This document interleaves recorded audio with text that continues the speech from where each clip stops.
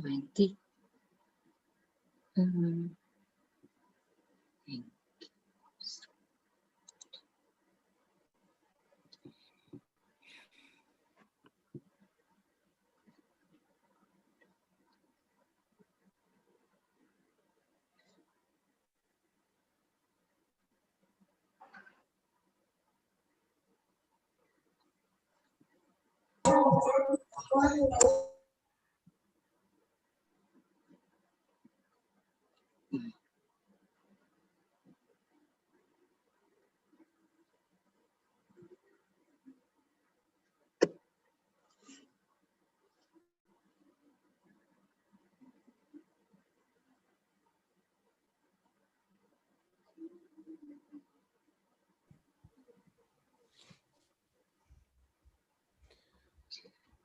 Okay, we can have start.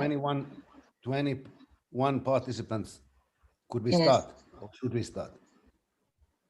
I think only one university is not there, not join, not yet.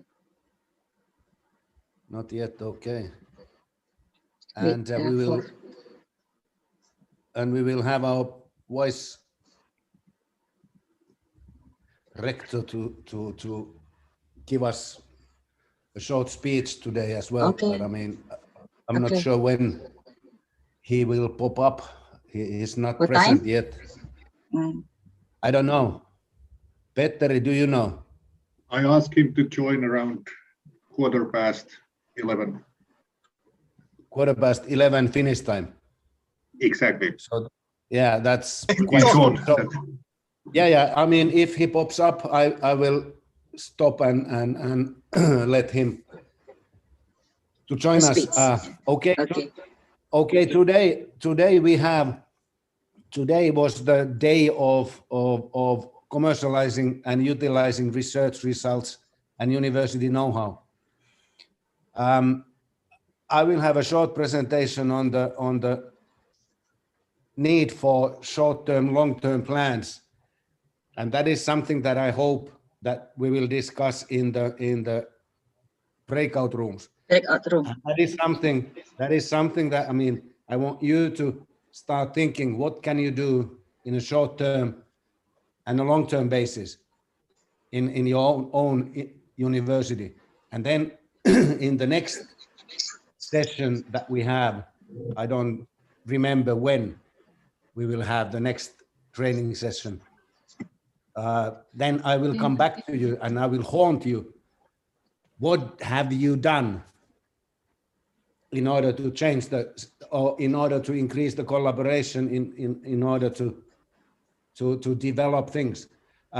Then we have 3 cases, 2 from University of Turku, Ari Koski, who's with us now.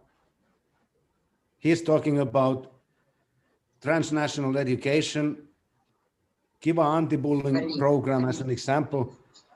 So that's an example when it comes to knowledge transfer rather than technology transfer, how to build programs in the humanities and other sciences that can be sold to other universities or anybody. Then we have research to business model that we use in our university, and my colleague Petteri Sinervo will go through that. Then we have another example from Bologna, sustainable packages today. Alessandra Paccigotti, I'm not sure if I can pronounce it right. And then we have the coffee break. And in the afternoon, we have the whole hour of the breakout rooms, which, as I said, I want you to start thinking, what can you do in short term and in long term in your own universities? So that's Mika has joined us now. Mika has joined us now, so maybe you will give the floor to him. We can begin. Yeah, let me give the floor to our Vice Rector, Professor Mika Hannula, please. And could you, Irmina, could you give him the rights to, share the screen and stuff? Okay, already I co-host already. Okay, very good. Great, thank you. And welcome, Mika. Welcome, Professor Mika. Yeah, thank you, Pasi. And actually, I don't need the rights to share anything. I don't have any material with me. So, good morning, ladies and gentlemen. I'm very delighted to see such an international audience here today. And Pasi, thanks for the introduction and also for the invitation to say hello to the participants of this workshop. As Pasi told, my name is Mika Hannula. I'm one of the 3 vice rectors of the University of Turku. My own area of responsibilities, partnerships, and strategic engagement. Among other things, this includes university-industry collaboration, which is, as you all know, very important for all academic disciplines, but extremely important for certain disciplines. In our university, one good example of this is technology, since practically speaking, it is impossible to imagine high-quality research or higher education at the field of technology without very close collaboration with industry and businesses. My former university position before the University of Turku were in Tampere University of Technology, where I had done most of my academic career. My last position there was president or rector, if you wish, and in university industry collaboration, Times Higher Education ranked that university number 12 in the world. So, ladies and gentlemen, to be frank with you, my first intention was to divide my short presentation for you into 2 parts. First, I meant to tell you some facts about the University of Turku, but to be frank, yesterday I was told that Pasi already done that by using our international presentation slideware. So I decided to change my strategy. So I decided to change my strategy a little bit. Therefore, I will limit the common part of my presentation very short. However, there are some facts which I find important to present you today, and by doing this, I want also lead you to the second part of my presentation. So, first of all, the University of Turku is an international, multidisciplinary research university. Our range of disciplines is very broad, and we have 8 faculties. Altogether, our university is an active academic community of 25,000 students and faculty members. In most international university rankings, we are located to the top 1% universities in the world. Last year, we celebrated our 100 years anniversary. The University of Turku was established actually 101 years ago in 1920 by the initiative of the Finnish people with the support of 22,040 donors. This being the case, our university is the oldest Finnish-speaking university in the world. And our slogan, from a free people to free science, tells a lot about our own story. So, as I told you, we have 8 faculties, but to be honest, last year the number was 7. Let me now tell you the reason, since it is truly related to the themes of this workshop too. Some years ago, the university made a strategic decision to invest in the education and research of technology. As the consequence of this decision, we established the Faculty of Technology at the beginning of this year. This was done in order to strengthen the competitiveness of the university, of course, for the future, but also to strengthen the competitiveness of the industry in Turku region. Some years ago, namely, more than 100 businesses undersigned a request to expand higher education at the field of technology in Turku. The reason for this was actually very simple. There was, and still is, a huge lack of MSCs in technology, as well as capable R&D activities in this area, Turku region. So, from my perspective, this is actually a quite good and nice example what industry and businesses expect from the universities. They do expect us to produce highly educated personnel for their needs.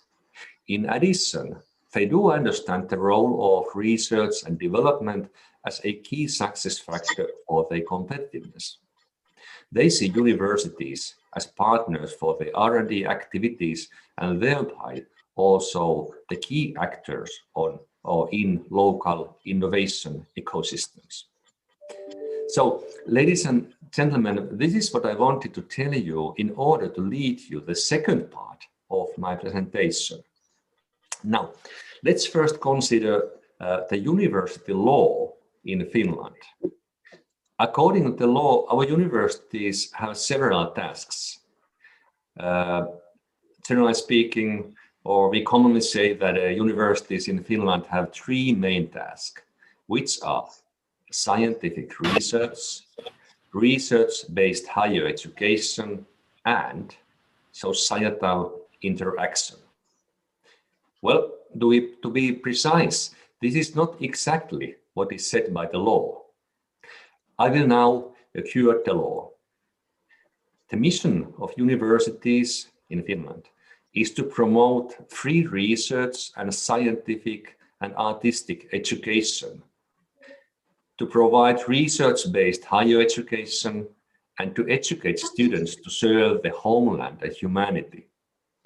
In carrying out these tasks, universities must provide opportunities for continuous learning, interact with the rest of society, and promote the social impact of research results and artistic activities. I will repeat, interact with the rest of society and promote the social impact. So, what does this mean in practice? Why is it so important for the universities to interact with the rest of society, including industry and businesses, and even promote the social impact of a university? Let's first consider social impact. Actually, at least from my perspective, the importance of this is quite easy to understand when we keep in mind that most of the income of Finnish universities is actually taxpayers' money. It is justified for the society to be interested in the impact of the universities financed by the society itself. Now, to be frank with you, I would find it rather strange if somebody were not interested what is the impact produced by their money. I'm not going to analyze what impact is in practice, in universities I mean, but I think that is a function of scientific research and research-based education. The better the quality and the volume of these two, the better is the impact of a university. Now, so what is the role of interaction with the rest of the society in this function? I think it is twofold.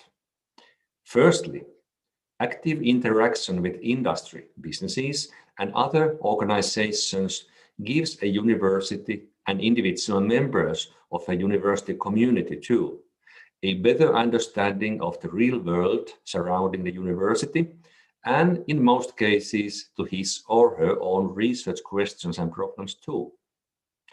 Secondly, I think that active interaction with the rest of society fosters the impact of the university itself.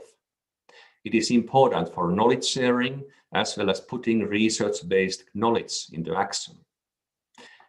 All of this, what I have told you, dear ladies and gentlemen, is very close to my own heart. I have had a key role in establishing the aforementioned Faculty of Technology to strengthen, among other things, the university-industry collaboration of this university. We have also established 2 strategic partnerships at the university level. This is, maybe it's a little bit surprising, but this is something the University of Turku has never done before. Our both strategic partners are global companies, but the next one could be a public sector organization. We'll see.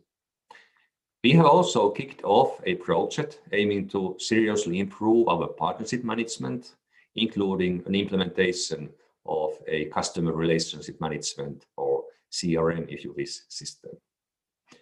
So now, ladies and gentlemen, it's my time to thank you for your valuable time. I have understood that this is the last day of this particular workshop of yours. I sincerely hope that you have enjoyed your time with our university and you have got a lot of new ideas to take home. And to finalize my speech or presentation as a professor of information knowledge management, I would like to say that more actionable knowledge you have shared together in this workshop, the better the impact of our university and this workshop is for all of us. Thank you, ladies and gentlemen. Thank you very much, Vice Rector Mika Hannula. Thank you very much. I mean, I ruined part of your presentation yesterday when I all of a sudden decided to use the slides of the university. Sorry about that, but I mean, luckily, no problem. It's okay. Of course, you survived. I mean, that was a nice presentation, and that covered most of the topics and subjects that we have been talking about during these, I mean, the 2 previous days and today. So that was an excellent and very welcomed presentation. Thank you very much. And if you have time, please join us. If not, we'll share with you about what we did and what we will do in the future. So thank you very much again. Thank you, Pasi, and once again, thank you for this opportunity and the invitation to say hello and also share a little bit of my personal thinking and thoughts with you. I think I need to rush to the next occasion or the meeting now. So I wish you all very nice morning and afternoon, and take care. Bye-bye. Thanks. Bye. See you. Okay. I will continue. That was, yeah. As I said, I mean, our vice rector was, I mean, he intended to use the University of Turku slides, which I showed you yesterday, and I told him yesterday that, I mean, I showed them already, so he was like, okay, I'll do something else, and that was even better because, I mean, you saw the slides of our university, and I will share them with you. And I hope that we will get everybody's presentations somewhere so that we can use them for the project and in the project in a long term. But we have now like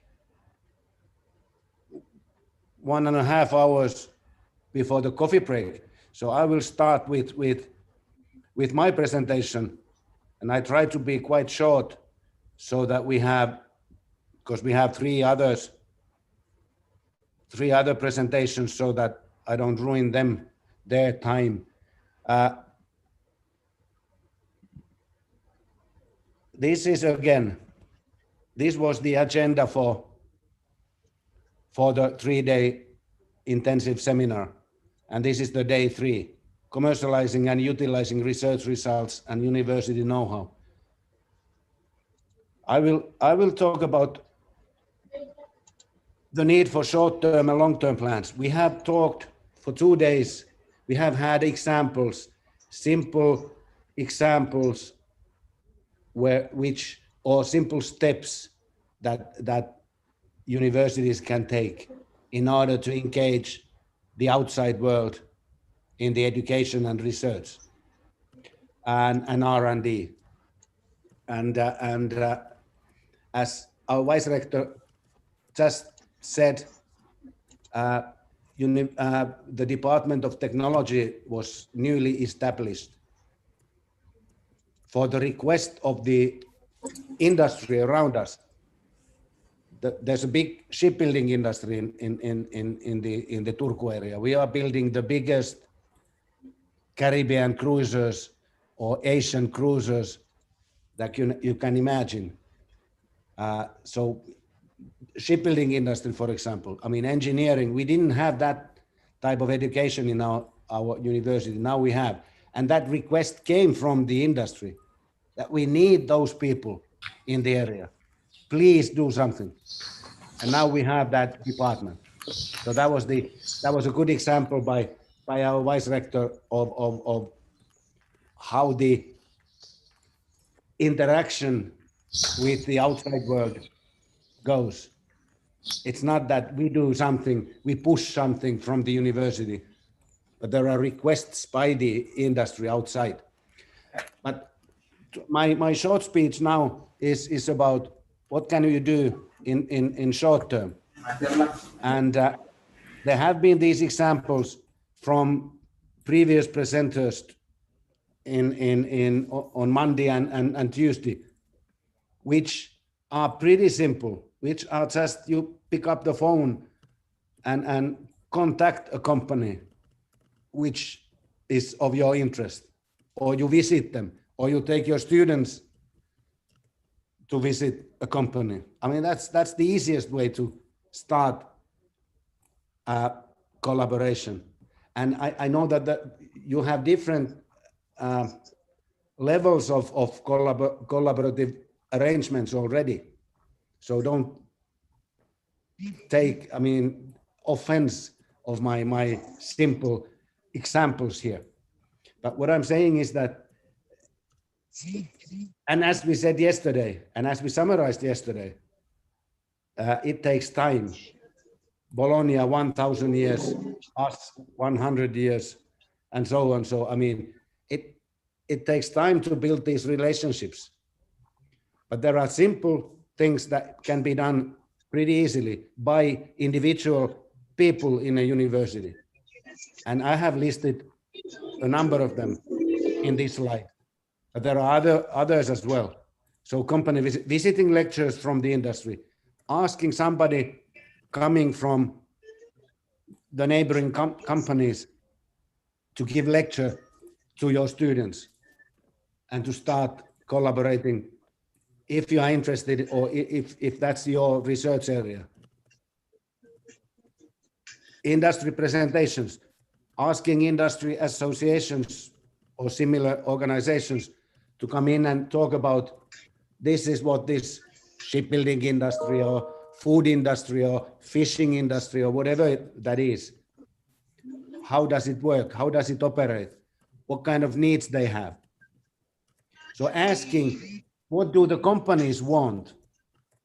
That is the sort of a starting question. Okay, my background is in marketing. So understanding the customer needs. That's the same thing applies to universities.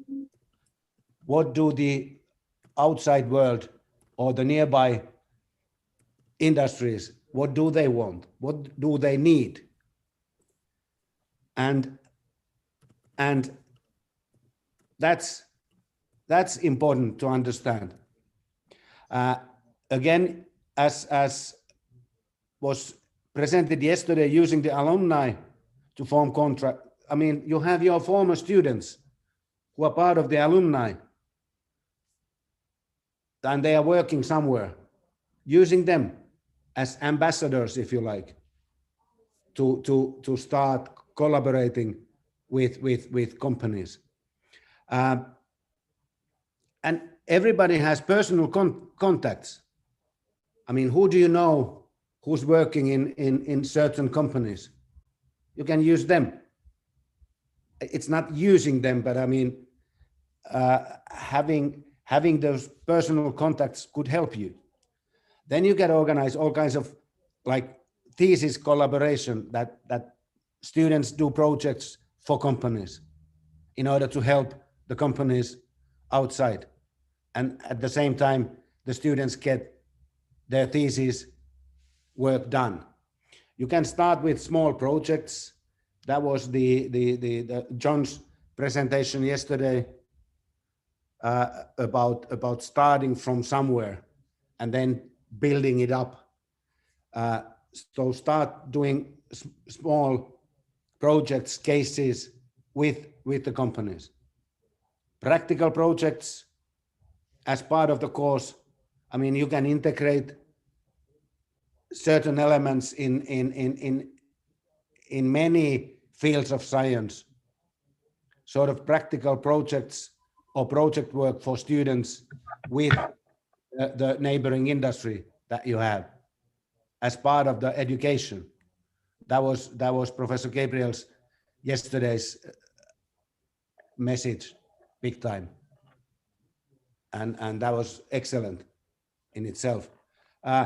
Exchanging personnel, getting somebody from the industry to work for the university for a while, and vice versa, getting your people to work with some companies for a while, because that exchanges knowledge again and know-how and more sort of a common understanding. So that these are things that can be done tomorrow or yesterday. So, I mean, and this is not, it's an endless list that can be done, but this is not, you know, the only way to do this. But these are things that you can do fast in short term. Then there are other things what takes more time. I have the whole, all 3 days I have talked about the importance of top management involvement, university strategy, these types of things. You can't change them overnight. I mean, it's changing university strategy or culture, structure. I mean, it doesn't happen like this. So in order to work in that department, I was hearing echoes of my voice. Now it's nice. So how to change the university culture? It depends, of course. I mean, what kinds of ties and relationships you have with the people in the top management, or if you are in the top management of your university, then you can do something. But still, it takes time. But it needs to be done in the long run if you want to collaborate closely with the industry. Changing research strategy in a university. Again, it depends on what's been going on in the university at the moment. And to change that, it takes time. Changing curriculums, like what was presented yesterday, the London Metropolitan University, how to change the education in a university in sort of a parallel with what the industry needs are. You don't do that overnight again, so it takes time. When you start trying to find different types of funding for collaborative research, for example, it takes time, it takes resources. And as our vice rector said, that our university has formed a few sort of a long time collaborative agreements with big multinational companies. That takes time. The same thing applies to if you are networking with like small businesses around the university. It doesn't happen overnight again. And joining forces with other universities and so on. Okay, this list could be endless as well.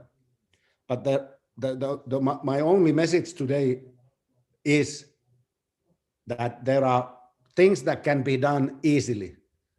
And then there are things that take more time. And you should work on both fields. Start making these changes that you can do on a personal level and on an organizational level, and then start thinking of changing the big picture, if you like. And this is something that I want us and you to talk about in the breakout rooms. And this is something that I will haunt you. I will come back to you in the next training session. What have you done? What did you do? Because I mean, in these projects, what I want to happen is that something happens, meaning that there will be practical steps. Otherwise, this EU funding is useless. Of course, I mean, we get some salary and we get travel and we get to know each other and things like that, which are important. But what I want, that there's an impact on this project, so that you will start thinking, how will I change, or how will I enhance or develop the collaboration with the outside world in short term and long term. So this is something that we will discuss more in depth today in the last session. But I will end my presentation now and give floor is if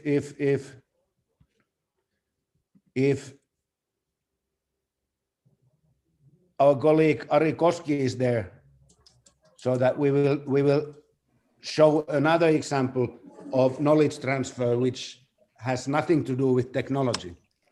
Ari, are you there? Yes, I'm here, Pasi. Thanks a lot. Okay, very good. So I'll be quiet and give floor to you. Here you go. Thank you. Don't be too quiet, but anyway, yes. Thanks a lot. Thanks a lot for invitation and to be part of your workshop. I hope I can meet the expectation and what you are looking for from my side. And let me see if I manage to share my screen or the presentation. Yeah.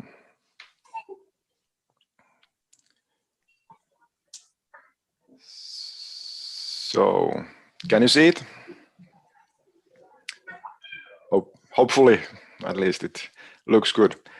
So, nice to meet you all, first of all. So, my name is Ari Koski. I work as a key account manager in the University of Turku.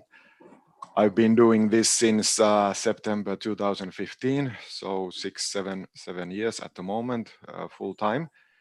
And I'm mainly responsible for our sales and marketing and customer relations and partnerships and blah, blah, blah, blah, all kind of negotiations and agreements with partners. And Petteri and Pasi asked me to tell you a bit about transnational education of the university, and especially then focus on the Kiva anti-bullying program. So for us, it's we speak about global educational services, or put it bluntly, it's the basically international business. And as you are speaking in the commercializing of university expertise and competencies, so this is one way for universities to well earn a bit more money, so to say. and kind of way to commercialize our expertise. And of course, the one underlying reason for this is that the public funding from the ministry, for example, is going down, and universities need to look for more and more external funding from the projects and the different funding agencies, programs, and so on, but also from the kind of business side and from the customers, and this is what I'm doing. And the Kiva anti-bullying program is, as Pasi already mentioned at the beginning, it's a really interesting and quite excellent example on the product that is based on the humanities, so the kind of soft sciences, and it's not some technology that has been commercialized, but more like well, knowledge and expertise based on the psychology and so on. So let's go that a bit later. But so I will really briefly try to summarize the basics of our international education activities, and then try to summarize a bit more about the main components of the Kiva, or I mean the main operational model for the Kiva. And feel free to interrupt me whenever needed, or you can save your questions till the end. I try to be quite quick because I have another meeting at 12, but I can I can delay that if needed, so we can keep our time. But to start, so of course, as our vice rector already said, so University of Turku is really international, and it has been our strategy for a long time. And also global educational services is part of this international activities of the university.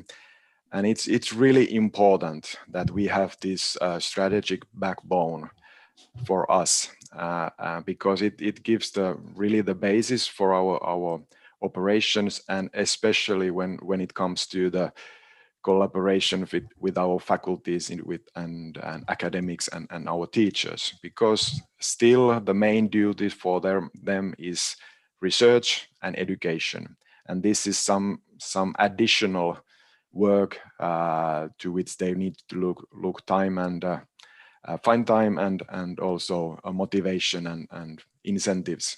So we have had this strategic approach since 2014, and currently in our new strategy is also agreed with the Ministry of Education and Culture, and we even have a kind of annual sales goal that is agreed with the ministry, and it puts a bit pressure on us to reach that goal, especially due to this pandemic that is going on. But anyway, this is a good starting point for us, that our rectors and management is really committed to this and support our activities.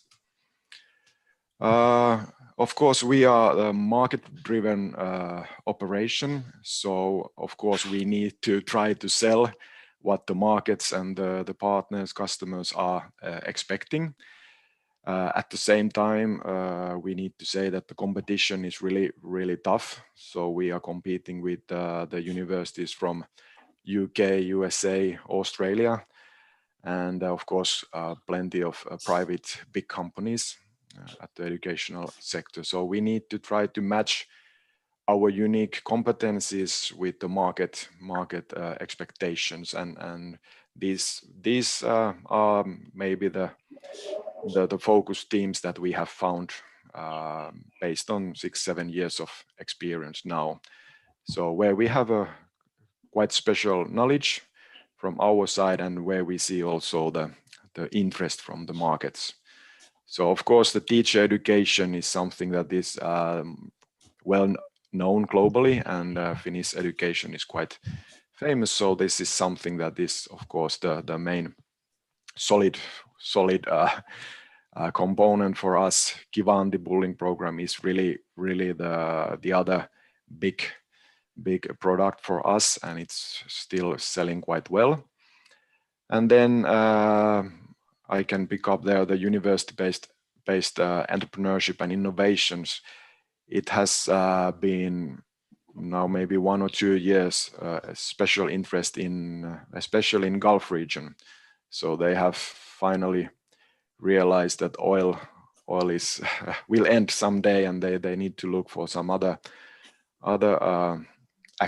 business activities as well, and this is something that they are also doing, so that they are looking for knowledge economy and the role of the universities in that sense, and this is there we have had some training sessions and also project in Saudi Arabia and Emirates. Here you see the map.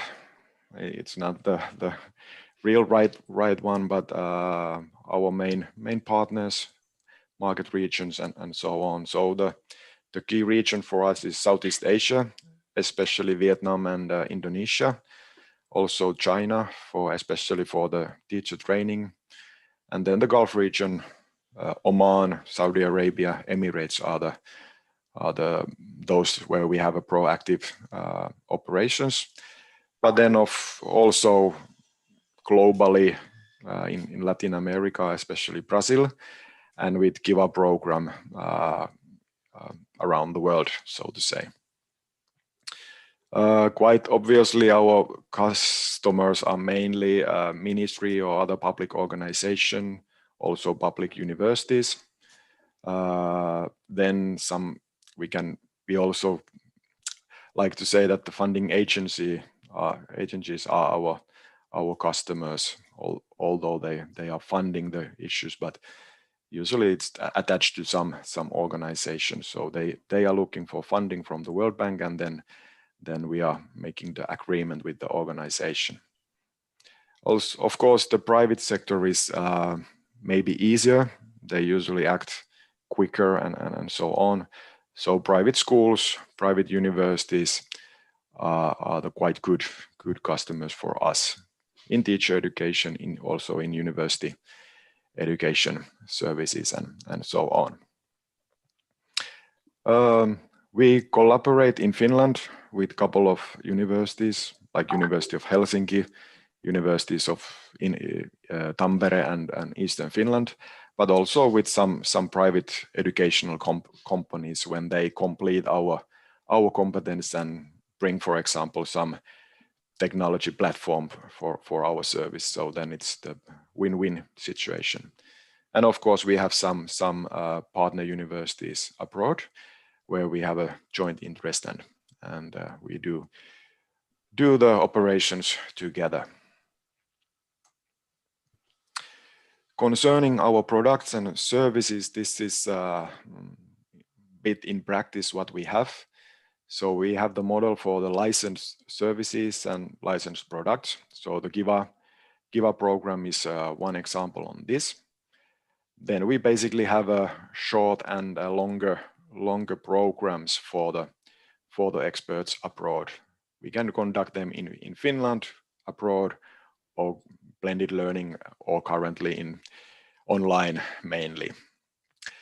We also have these kind of degree programs, commissioned degree programs, where we, for example, in Vietnam with two universities, in the ICT field, where we conduct it with the model 2+1. So the students study 2 years in Vietnam, and then the last third year in the bachelor's degree, they come to Finland, to Turku, and we do it here, and we share the tuition fees, and that's it.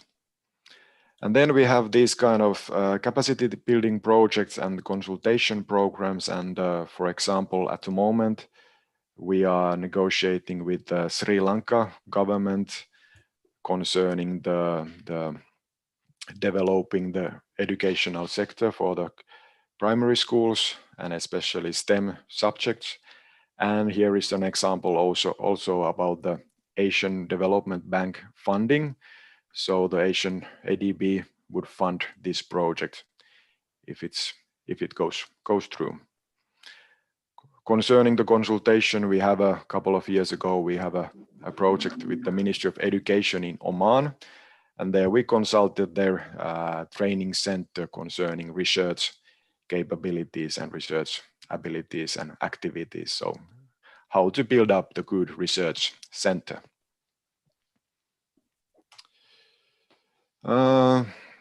This is not the comprehensive list, but maybe some questions or points that we are dealing with.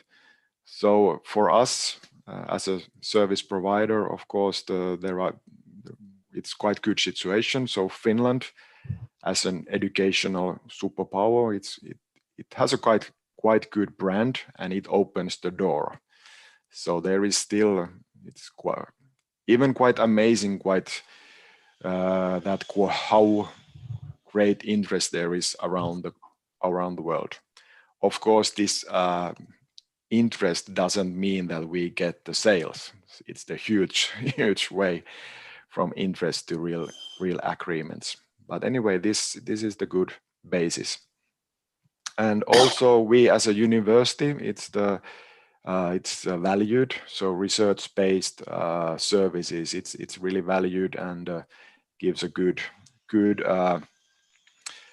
kind of selling point, and also in the competition to get recognized with other companies and competitors. So that's the good side. Of course, we as a university, it's also kind of challenge. Big organization, big public organization is really challenging from this kind of operation that require quite quick and flexible actions and quick decisions. So it's not always best done in the universities. What we are always and all the time looking for is the feasible, suitable business models, because our price level is quite high. So we need to look for the new ways to do this kind of business, new funding models and meet business models. And there this license model where we train the local partner for our contents, and then they further train the local experts. It's one operational model that we are looking for at the moment, and it works well with the Kiva program. But there are some other ideas as well, and of course related to online education. One challenge for us, as I also already mentioned, is of course that we are university, we are public organization. There are some public legislations, laws that refer to our operations as well. And then of course the practical issue is that when we try to sell our academic expertise, it's sometimes really difficult to match with the schedules of academics and the customers. So that's the practical challenge. But quite often we have done it quite well. And of course, at the moment, one crucial question is that how the education will change globally. What the COVID pandemic, how the COVID pandemic influenced to the global education and for all of us. I believe that the digitalization will be there, and it will change also the educational services and how people will study also after the pandemic. But that is a big question mark, and it has influence also to the businesses quite a lot. Then maybe the bigger beef, even still quite briefly, because I know this time I don't have so much time, but anyway, few words about the Kiva anti-bullying program. So first of all, this is a great example, as I already mentioned, example how to commercialize the humanity sciences and expertise of decades of research in psychology. So the program refers and is based on the decades of expertise and especially research activities by Kristiina Salmivalli and her research team locally, but also internationally. It was developed by the funding of Ministry of Education and Culture in Finland in 2006 and 2009. And then it was launched to the Finnish schools in 2009. It was a huge national project where they basically train all the schools to utilize the program.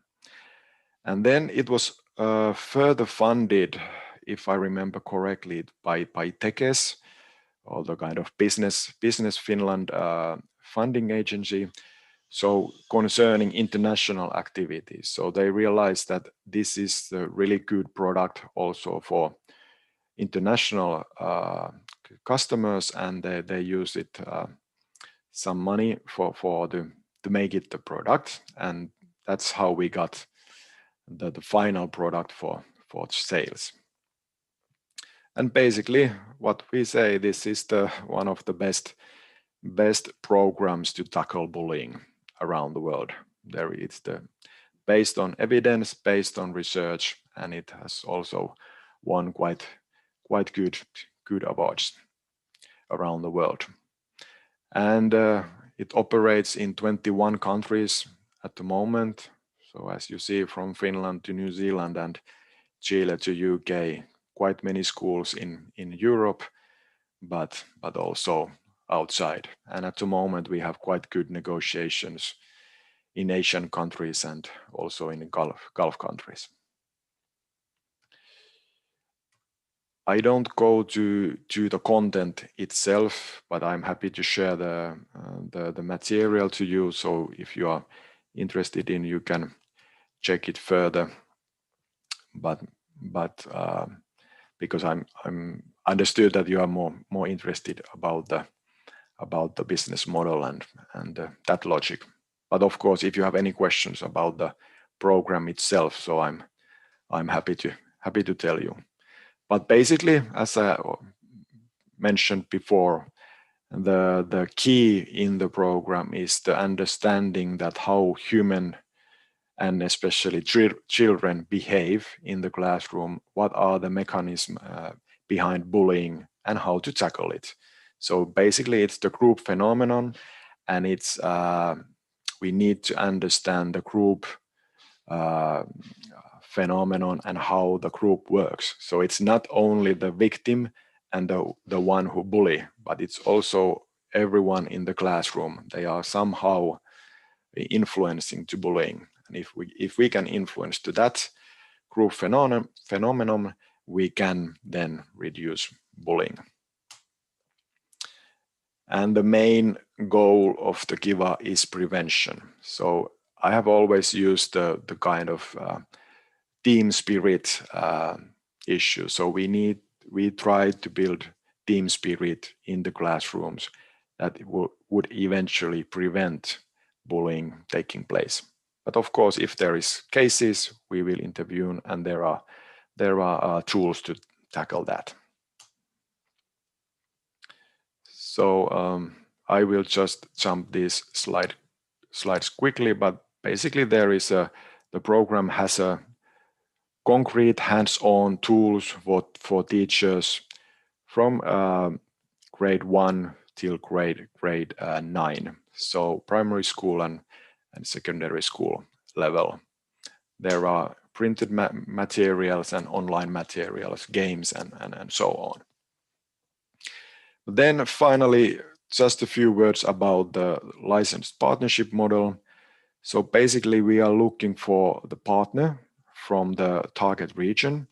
We try to look for only one partner for one specific region. It can be the region, a city, or the country. We try to avoid competition between the partners, and that's why we are looking for only one competent partner. And the license partner will get the right to market and distribute Kiva products locally and in each region. So basically, we train the license partner for the Kiva content, and then our partner will distribute the program to the local schools and negotiate the schools, will they take the program or not, and also they are responsible about the fees and so on. And of course, we will make the agreement with the partner where we agree on the business model. There can be the lump sum model or the kind of royalty-based model where we get the share of the sales of our partner. Huge work at the beginning is the localization of the program, meaning that although the main package is the same, it will be the same, but there are some translation issues, but also some legislation issues that needs to be localized to the target regions. For example, photos and the videos and some legislation, so that it meets the local laws and local environment and culture. So then we train the partners trainers, and then they are ready to start to implement the marketing and implementation activities. And as I was mentioned, so at the moment 21 countries operations and maybe 14 licensed partners. And Kiva is quite good product to sell. It's first of all, it's there is an excellent. It's the really important issue. So we are trying to tackling bullying, and it's great that the university that can help in this global problem, and we have a good program for that. Basically, that was really quickly, although I used maybe my time, but quickly that I had in my mind, but I'm happy to answer your questions or comments and continue discussion. Thank you very much, Ari. Any comments or questions for Ari? Because this was an excellent example what we have been, during these 3 days. Knowledge exchange rather than instead of talking about technology transfer. This is more about knowledge transfer based on university, long-term university-based research. So this is something, it's not about new tech, new high-tech, new tech, whatever. There's one hand raised. Alessandra, please. Yes, hi, thank you, Ari. Very interesting. I just had a curiosity from the perspective of a knowledge transfer office. And I put this also in the chat. Apart from the trademark, I see that you have a registered trademark for this model. Did you protect any other intellectual property here? Excellent question, and I need to check the final answer. But so we have trademark for the logo and the name, and we have protected those. But because it's quite expensive, we didn't. According to my understanding, we didn't make any other protections. But maybe even Petteri might have a. Petteri might. No, better, yeah. Yeah, the trademark is ours. University owns that, and that's the valuable thing we are protecting. The rights to the product itself actually belong to the ministry because they have funded the research work, and they have surrendered exclusive rights for University of Turku to exploit it. So in that sense, it's based on this agreement with the ministry who has the original rights to the product. Thank you. Yeah, thanks a lot, Petteri. And then we, with the license partner, so we just share for the certain time period this right for them to distribute the program within the certain and really specified region with the specified language versions.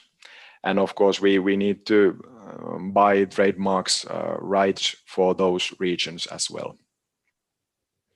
Then there's another raised hand. Is it? I can't see. Eka, go ahead, please. Yes, thank you, Dr. Malinen. It's me again. My name is Eka. I'm from the Kalimantan Institute of Technology in Borneo. I'm recently joined the university. Thank you for the presentation. How do I address Ari or Mr. Koski? Ari, it's good. Yeah. Okay, thank you. I mean, at first I was amazed to see your position because I've never seen a key account manager in university.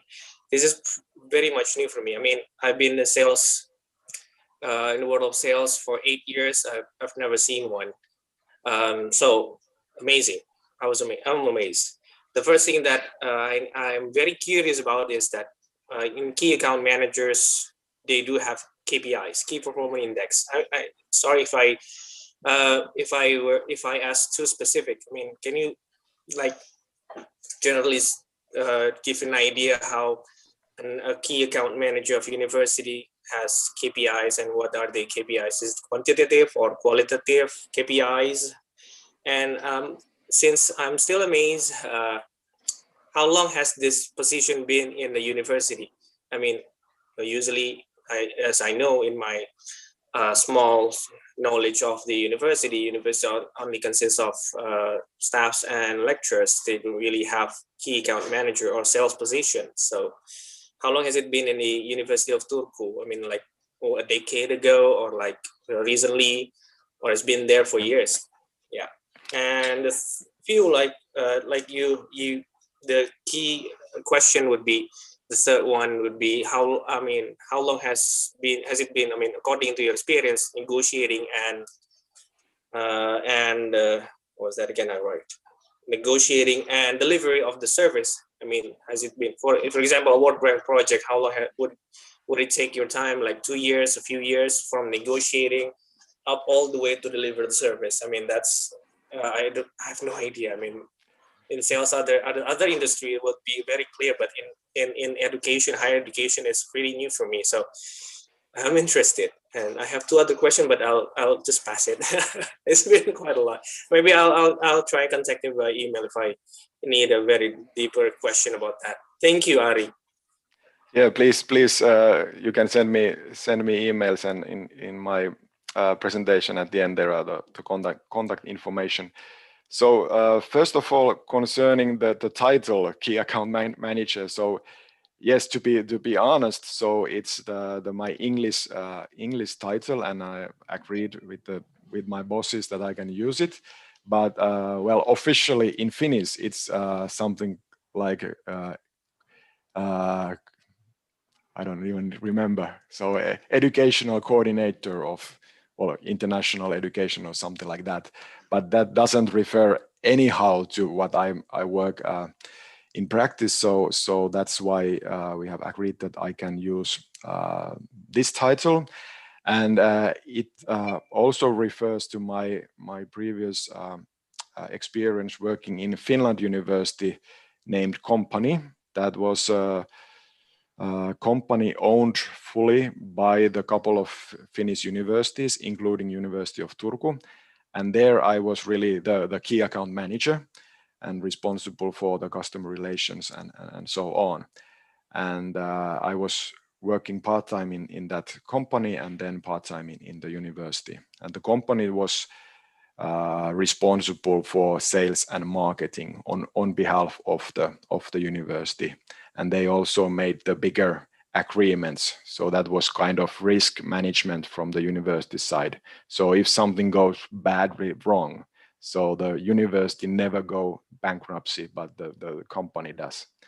And what happened last year, the pandemic came, and income stopped immediately in February, March last year to the company, and owners decided to close the operations of the company in June 2020.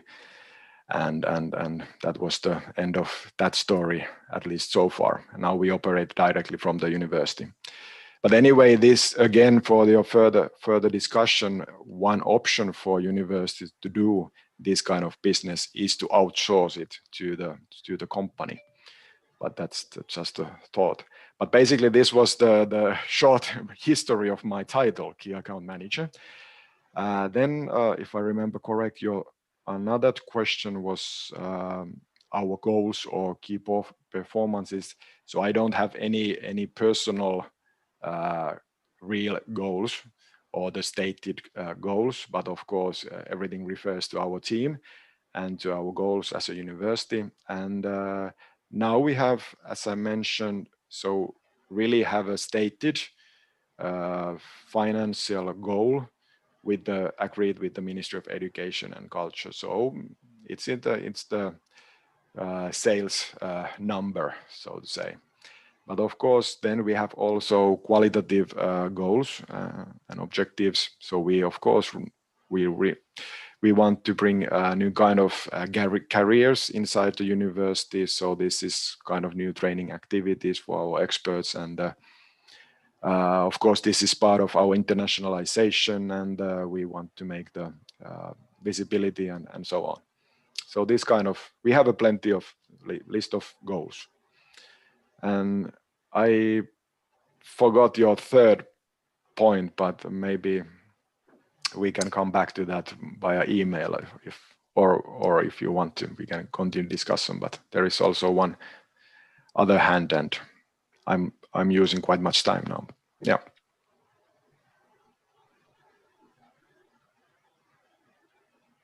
Yeah, John, Professor Gabriel, you raised your hand, so go ahead. Thank you very much, Pasi, and thank you, Ari. That was so interesting. I'm really interested in the kind of what's inside the program, but I'm very, very interested, and I think it's wonderful the way that you've managed to commercialize that kind of service in the way you have. There are two questions really related, quick questions. One was, and we talked a lot about context over the last few days, and I just wonder whether a service like that requires some kind of modification or adaptation to different educational contexts internationally. And secondly, presumably you've got to use in your marketing and your promotion of the service some kind of evaluation of its effectiveness. And I just wonder whether that's part of your role to collect research that evaluates the effectiveness of the services you're selling. Yeah, thanks a lot. Great questions. And concerning how Kiva program fits to the other cultures and other operational environments, that's quite often asked. And it's also when we start the new negotiations, one of the first questions that, okay, it works in Finland, but does it work in Chile or does it work in China? But the good thing here is that it's really research-based, and we have done research, impact research, also in other countries of Europe, but also in, for example, New Zealand and in Chile. And every research states the same, that the program works. So that is the really good point. And of course, the basis there is that I think that the children around the world and the humans basically work the same, no matter what's the culture. So they don't like bullying, but there are always those who bully and those victims. And then the really important is that how we call them bystanders in the group, how they react when they see bullying cases or something happening. Do they intervene, or do they support the bully, or do they support the victim, or do they just go away and don't do anything? And this is the mechanism that is around the world quite the same. And there is the key where we try to focus, and that's probably why it works. So in basically, my simple answer or short answer, it works quite well in different cultures. Of course, there are some variations, and we always need to differentiate what is bullying and what is violence. Because sometimes, for example, in South America, we faced a situation where the children go to school with the guns and they are really beating each other, and that's not the bullying, that's totally something else, and it's the issue of policemen. So those are maybe the questions where we need to understand to which issues the program is targeted and where it cannot influence. And I have a bad memory. Could you repeat another question?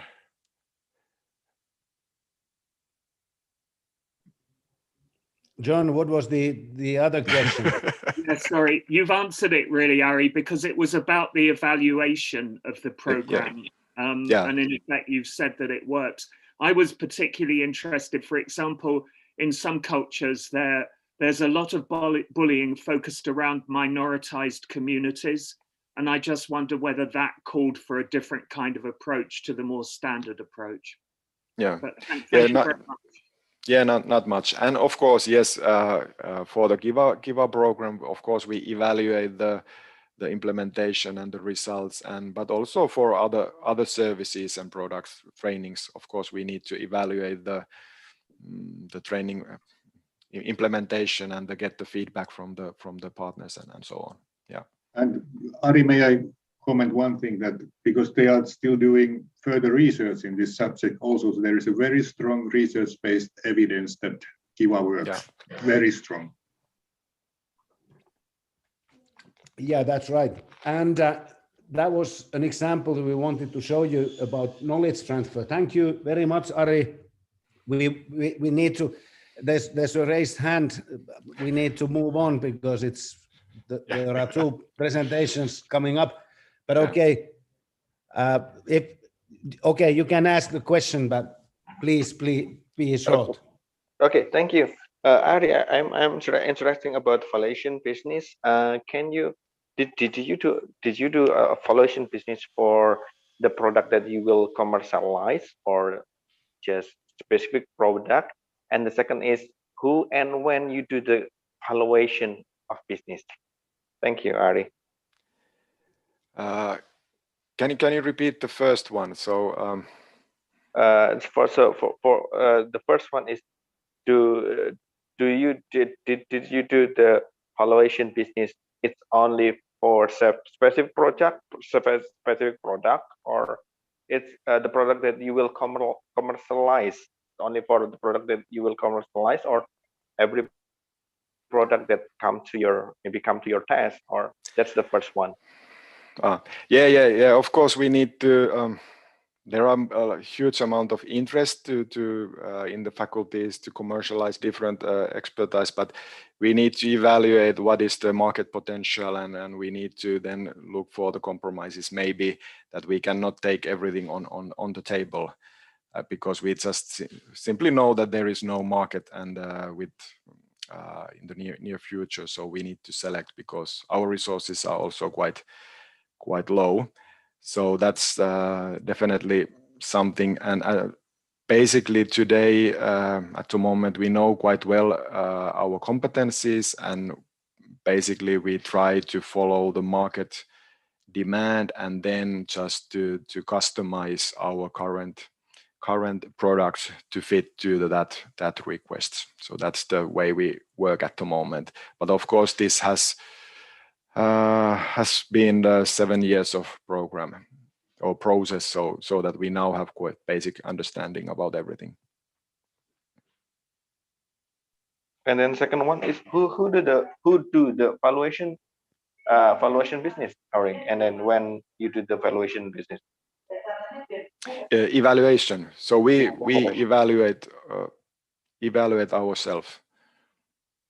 And of course, then our customers evaluate, of course, so if they are not happy, so they don't buy anymore, and then the bad reputation goes away. So we need to we need to be careful there, keep up the quality.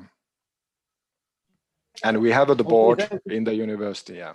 But maybe I need to stop now. I mean, and yeah, I mean, I'm not, don't want to throw you away, Ari. I mean, thank you very much for the presentation, and that was good. And that was the exact idea that we wanted to share with the group, that when it comes to technology transfer and all that, what the university industry collaboration can be, that it can be something completely different rather than technology. And this was the exact example.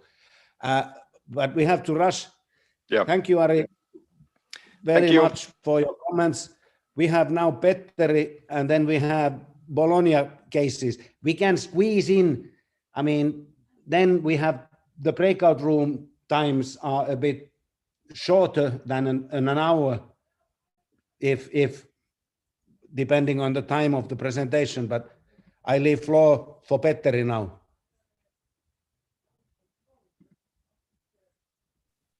Thank you, Pasi. I will definitely try to speak brief again. Today I have a certain model for to present to you. It's labeled Research to Business, which is the name of it, but model in UTU in the University of Turku. It rather should be a model in Finland, because it applies nearly as it is for us, for all the universities in Finland. And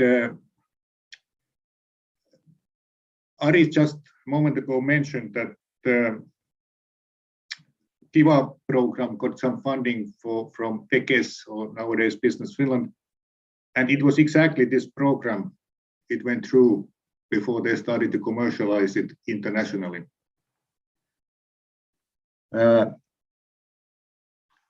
This research to business activity, it's a joint operation of the Finnish University and the Business Finland, which the former name is far better than the current one, Finnish Technology Development Agency, a governmental agency which funds these kind of activities, but they mainly operate with the companies, mainly with the small companies and their research and development activities.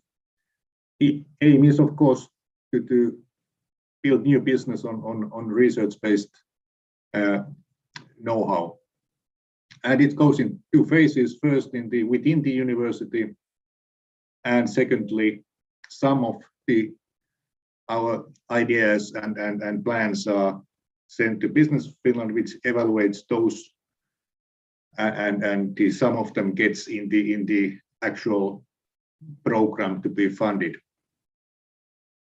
In our university, we have an electronic tool to which researchers can anytime send an innovation proposal. It's a certain format that they have to fill in certain items that we know what they are really looking for and planning to do. One thing is required, that the intellectual property rights and other rights of the idea of the research results are owned by the University of Turku. Now, in Europe, in many countries, the research results are directly owned by the university.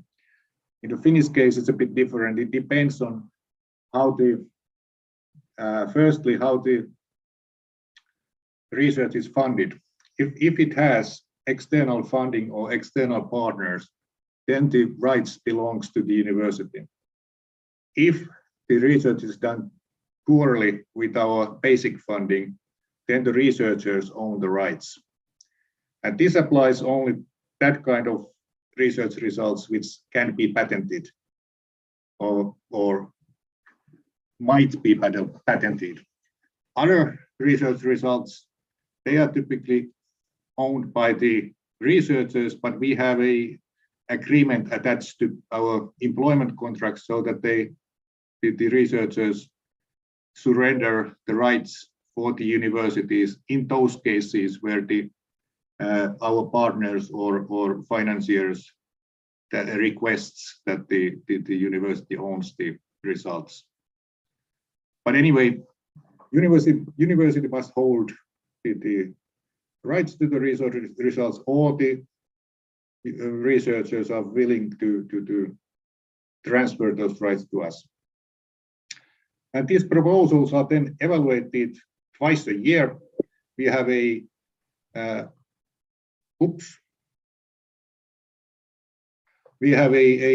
both internal and external experts from science and business life.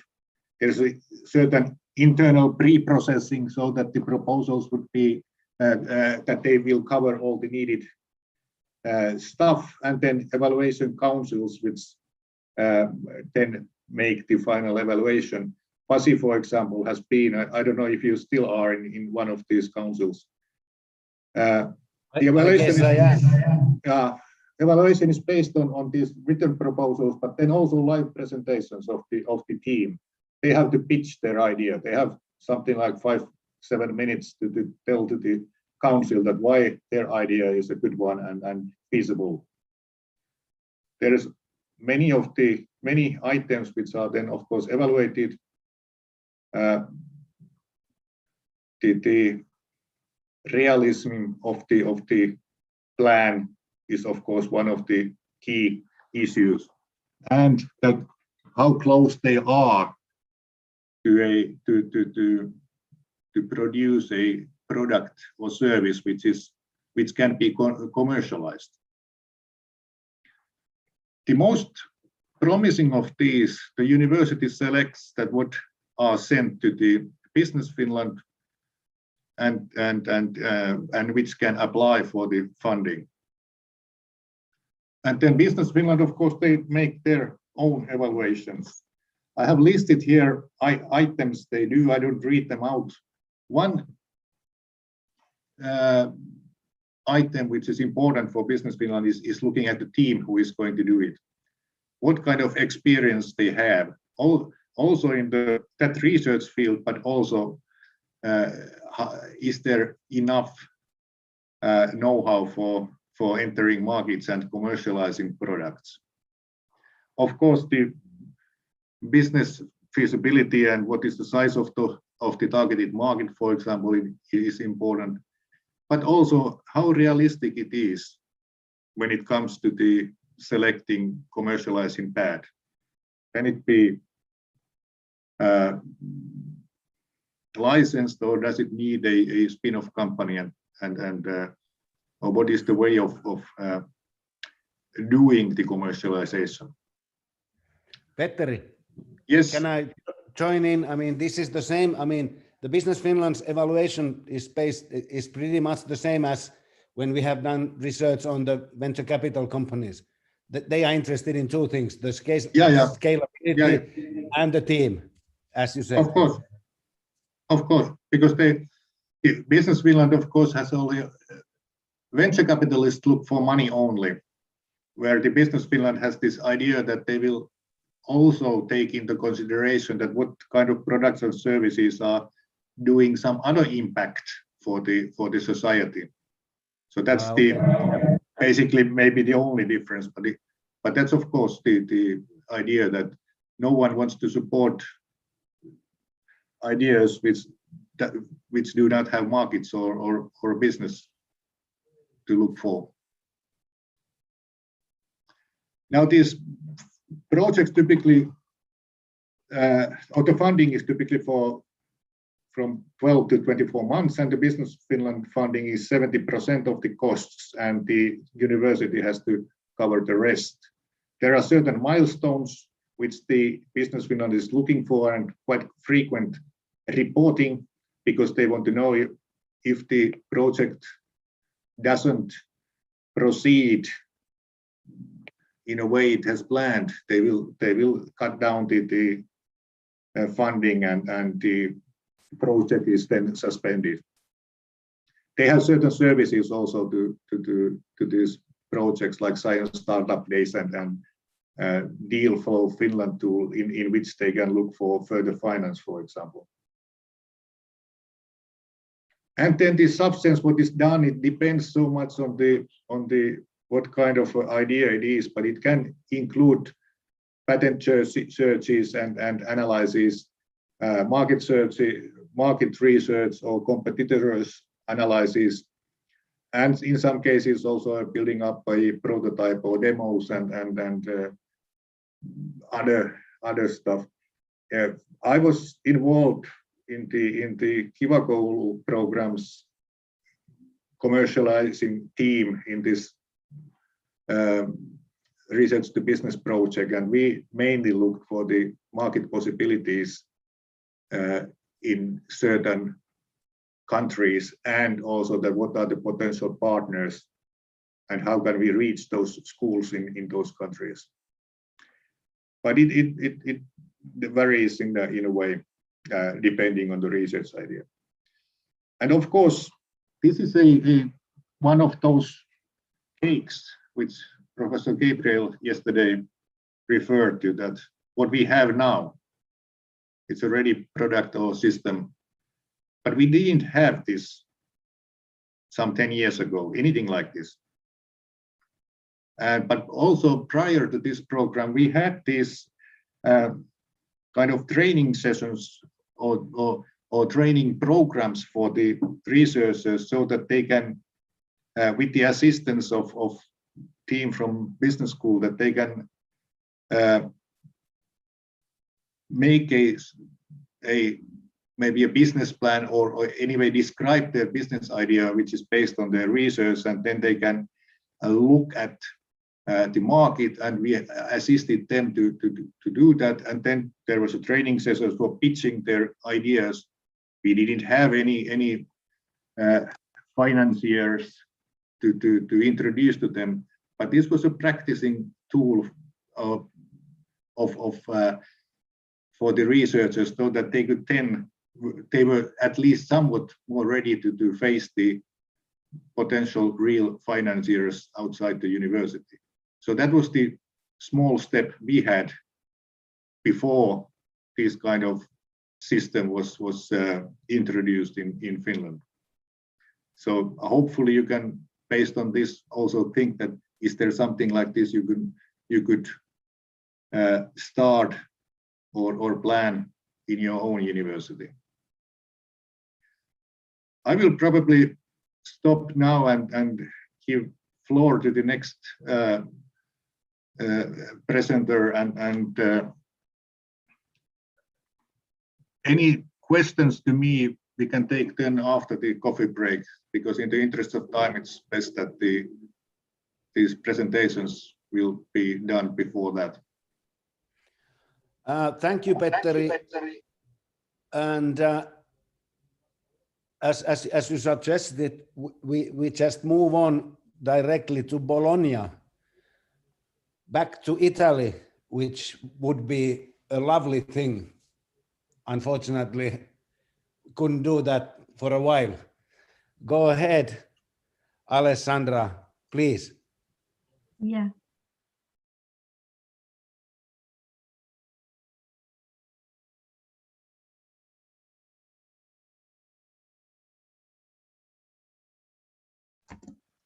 Can you hear me now? Yes.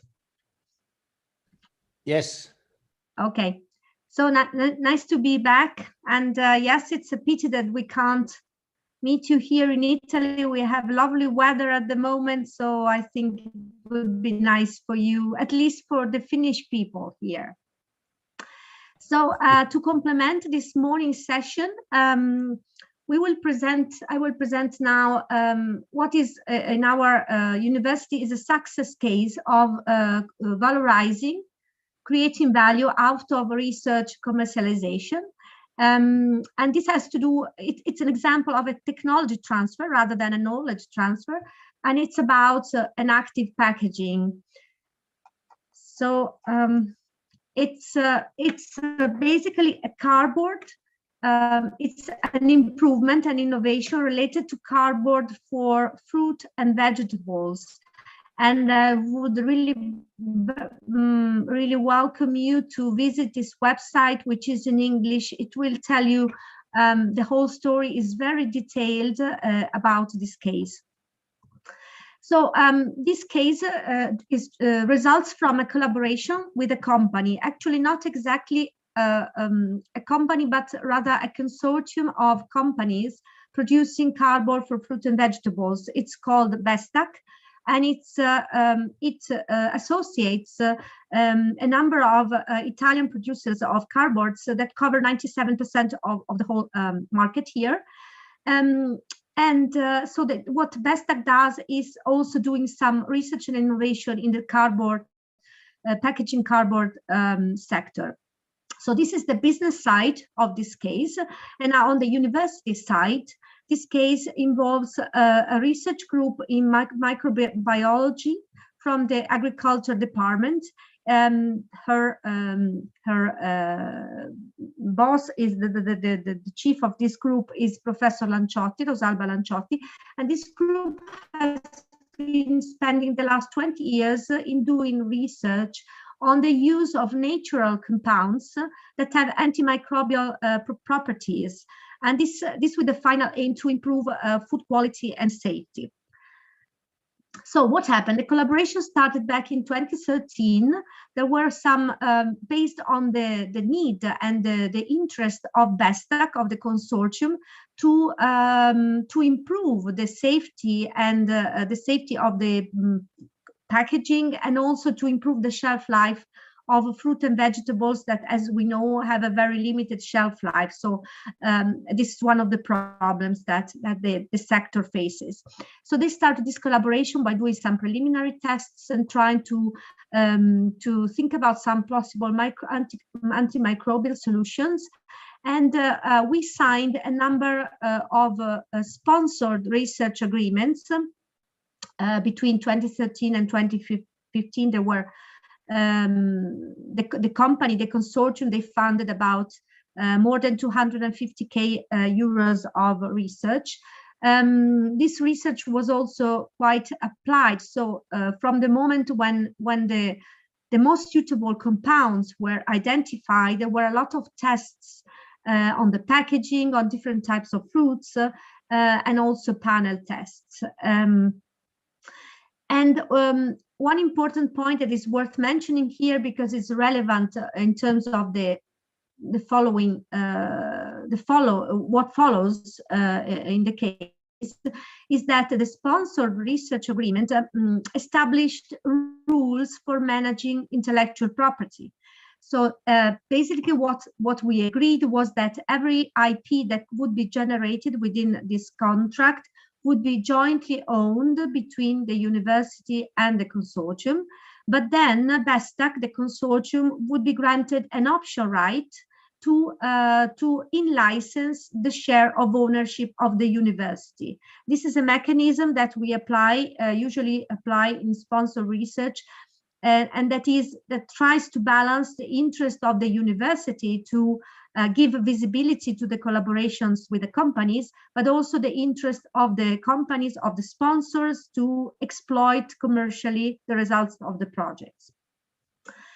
Then after that, in 2015, an Italian patent application was filed in order to protect the new innovative packaging that was developed.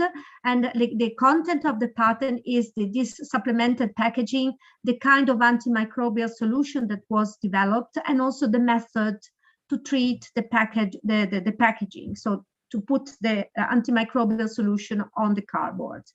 In 2016, the patent was extended via the PCT procedure. So you know this international procedure that allows you to get patent protection in many different countries.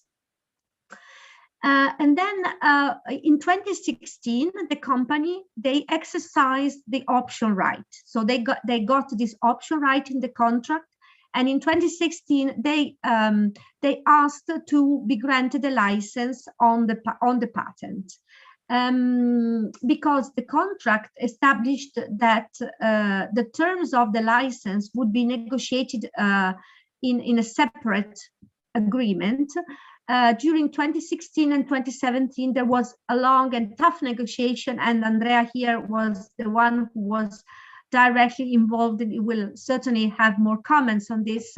There was this long negotiation that ended up with signing a license contract with Vestac that established the economic conditions for the license, so lump sum and then royalties to be calculated on the number of cardboard products that are produced by the companies associated to Vestac, because you remember Vestac is a consortium, is not a company directly selling the cardboards.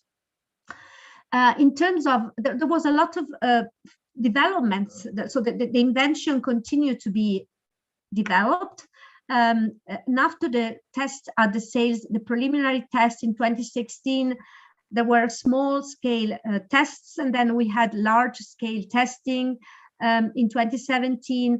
And then there was also some panel tests with consumers, because for this type of innovation, it's really important to get a feedback also from the consumers that would buy the fruit and the vegetables. And then in 2019, there was more testing done at large supermarket chains, so large distribution. And here now, this is in a nutshell what the case was about. Now I will spend the last part of my very short presentation about the impact of this case. We have been discussing this morning about economic and societal impact of knowledge and technology transfer. And now, so the major impact from this case is in terms of waste reduction. And here there are some data for different types of fruits. A major increase in waste reduction has been noticed. And for example, you can see also from the picture taken here from the strawberries on the left side, you have you might see that after a certain period of time, you would waste three boxes of strawberries, and with a new cardboard, with a new packaging, you would save one box of strawberries. So that's an important effect. And it has been calculated that the differential of waste is between 10% and 15% in kilograms, and this has an estimated value on the Italian market of 30 million euros. So again, some economic benefits, both in terms, I will not go into the details, but on the website, you will find all the relevant and detailed information. So there is a major impact in terms of extended shelf life of fruits that have been tested, and also on the volume of the product that is no longer thrown away. What did we learn from this case? And I think this might be also interesting for you in terms of sharing our experience with you and to help you and support you in the evaluations of similar cases in your universities. Now, first of all, this case was possible because the university has established a policy to manage intellectual property in sponsored research agreements. So before we had this policy, you would see that the sponsors would require normally to own the IP that is generated within the sponsored research, which means that in this case, we would not have a joint patent with Vestac, and we would not have had the license to them. So basically, we would have lost the value, both in terms of visibility, and this is quite relevant for what universities are requested to do, and also in economic terms. So properly managing the intellectual property within this kind of collaborations with companies can make the difference, can bring added value in our experience. The second lessons learned, is just a comment more than a lesson, is that when we manage this type of collaborations is it should not be only about the economic impact that we aim at, so getting royalties from sales of products, but it's also very much about the societal and environmental impact. So this case here means that there will be less food wasted, which is an objective that is in line with also with the United Nations Sustainable Development Goals.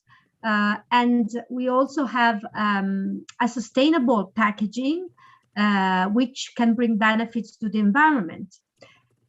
So it's not only about the money that you might get in return for transferring IP. And the very last lessons learned, which has to do more with the internal context of the university, is related to the fact that this case was possible also because there was a very good collaboration between the Knowledge Transfer Office and the researchers involved in the research. And we think this is a very important ingredient when we deal with companies, because if there is an alignment of interests and approach between the university, KTO, TTO, and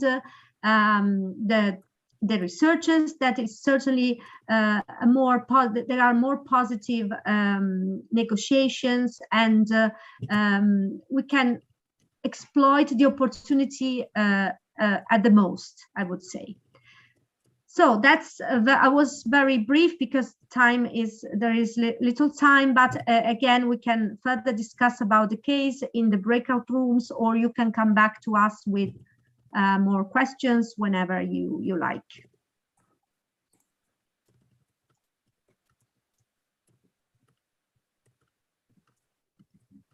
Thank you very much. Thanks for the presentation. I mean, you went so fast that now we are on schedule almost. I mean, that's excellent. But any questions now for Petteri or Alessandra about the cases? So we have had different types of cases. I mean, the Kiva Koulu, I mean, the anti-bullying program. Then we had the process that what we do in our university. Then we had this excellent case from Bologna or from Italy. So any comments or questions, or should we break out now for a decent coffee break? No raised hands. Very good. So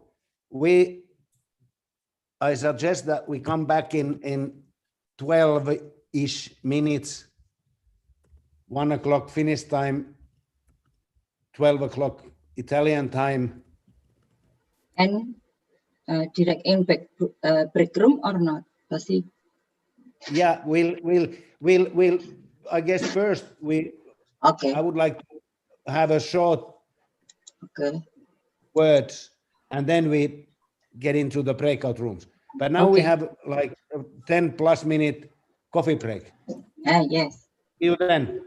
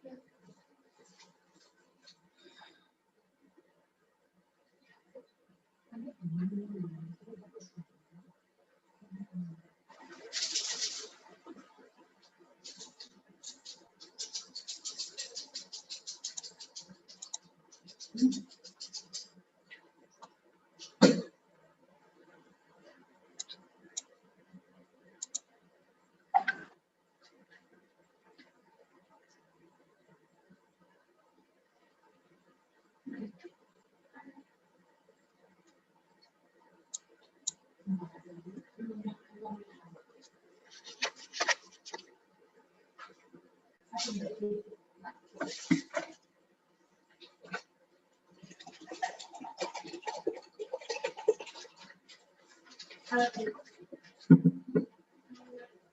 ini kita ngomong ya, diskusi.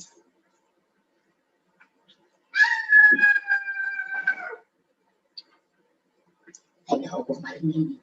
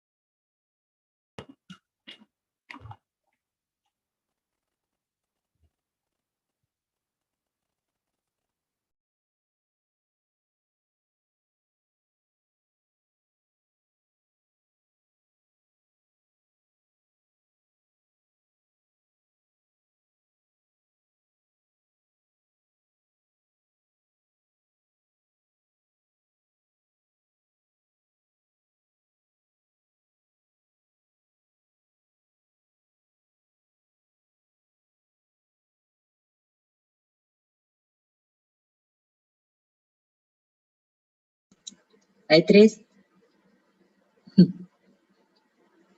Oh ini Pak Agus masuk ini. Terus mesti Prof? Sudah saya share itu filenya. Ji. Tadi saya langsung itu loh apa gak screen apa pakai snapping tool. Oh, ya. Tapi ini nanti breakout room-nya rencana gimana nih, Prof? nanti ya seperti kemarin maksud bagi 2. Oh, langsung bagi 2. Oh. Jadi setiap universitas dibagi 2 ini 2 kelompok di room 1 dan room 2. Sudah ini saya sudah siapkan, tinggal oh ini Pak Aklus ini yang belum masuk. Oh. Pak Aklus. Baru selesai kuliah, Bu. Oh iya Pak. Tugas negara Pak Aklus. Tugas negara. Iya nanti kalau nggak diperiksa sama Bu Irmina nanti.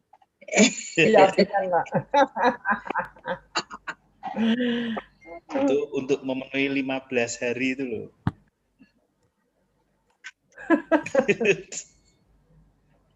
Iya Pak.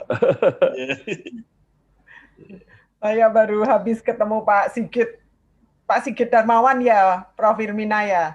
Ya. Ya, lurahnya vokasi ITS ya. Ya. Sama Pak Anwar, iya. Betul. Oke.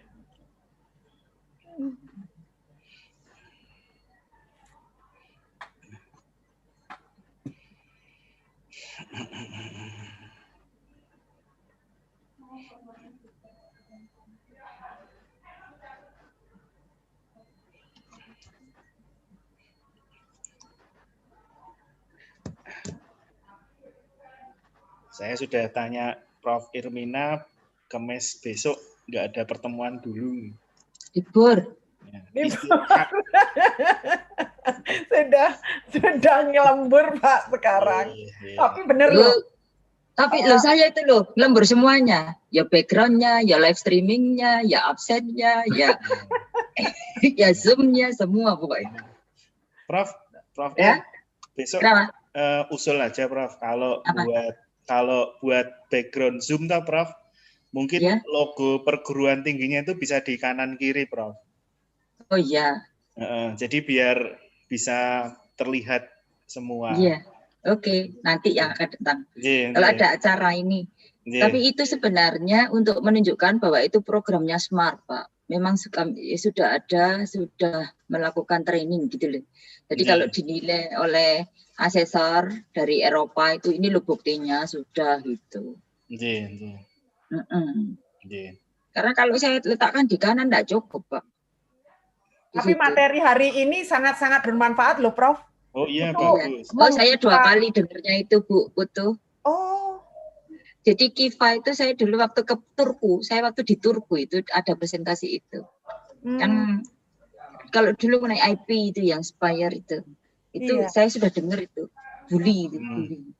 Iya, tapi kalau yang intinya gitu ya, fokus ya Prof ya, sampai jadi gitu loh. Ya, nggak harus teknologi. Kita ini kan biasanya cuma maju 2 langkah terus pindah jalur lagi, terus maju lagi, pindah jalur lagi. Nah, kita sukanya yang ini lagi in. Iya. Moco-moco. Lagi in gitu terus masuk. Tapi nanti ya pindah terus ya itu. Enggak tapi kan iya. Harusnya itu sama ini kelihatannya ya. Mereka itu tidak terbebani dengan pekerjaan yang lain. Administrasi. Ya, betul. Ya, itu yang bedanya saya di situ. Dari 3 hari ini mereka bisa ini itu saya yakin mereka tidak terbebani dengan tugas administrasi. Bedanya itu. Kita kan gitu. Ya.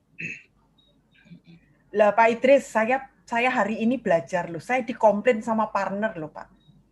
Gara-gara cuman surat pengantar SPK aja tuh sampai 3 minggu nggak diproses loh. Di UNUD. Iya. Lah jadi model-model kayak gitu tuh kan itu di UNUD-nya masuknya di bawah karena kalau UNUD tuh sudah mau mulai Bapak Ibu mau mulai. Okay. Okay, everybody, it's 1 o'clock. Yes. 2 minutes past actually in Finland, in Finnish time. I mean, you had lively discussion going on, and that's good. And I hope that we have the same in the breakout rooms. A few We speak about a bullying program, this anti-bullying program. This is good. Okay. Yeah. And we'll share with you the documents or the presentation and stuff, and like all the materials during these 3 days, so that you can take advantage of it or use it or contact Ari or do whatever you like. But it's one of the examples that we wanted to show that this is not only about technology transfer, it's about knowledge transfer. But then, okay, for we have like 1 hour left on the third day. A few comments. There's Professor Irmina has sent the links for the participants to fill in the chat. So please do that. Yes. Then another issue is that after the session today, there will be a feedback questionnaire that we ask you and want you to fill in. That what was good, what was bad. Nothing was bad, I hope. But I mean, it's up to you how you see it, and how can we improve or what do you want, which was something that was raised yesterday, that what would be needed in these sessions. Yesterday was raised the question that when it comes to university industry relations, why don't we have the industry present? So fill that in the feedback form of these 3 days, so that we can improve the program, we can improve the whole set. I guess these were 2 sort of administrative, if you like, points. Do you have now any questions for these 2 cases presented by us or Petteri or the Bologna, the fruit case, or should we go to the breakout rooms? I mean, any comments, questions? There are a few comments in the chat. Do you have any questions now for these 2 presenters? Okay, if not, my suggestion is that there will be 2 breakout rooms, one headed by Professor Gabriel and one headed by me. And again, starting those with in your own language, so that you can communicate whatever. Okay. Was there somebody saying something? So that, and then we conclude, and then we come back. And then, as I said, I want you to think, what can you, during these 3 days, there have been examples, there have been big steps, giant leaps, and small steps. So what will you do in your own university? What can be done shortly? What needs more time, but where you will be proceeding for the future? So that's something that after the breakout rooms, I will come back and haunt you and ask you, what will you do in your own university as far as university industry collaboration is concerned? Okay, so along Professor Irmina, Yeah. Messi, how long? How many minutes for in breakout room? Yeah, let's see until a bit more than 30 minutes, meaning that we have like 15 minutes. 15 minutes at least to talk, to discuss. Okay, 15 minutes. Okay. Okay, yeah, I open. Yeah, I open breakout room now.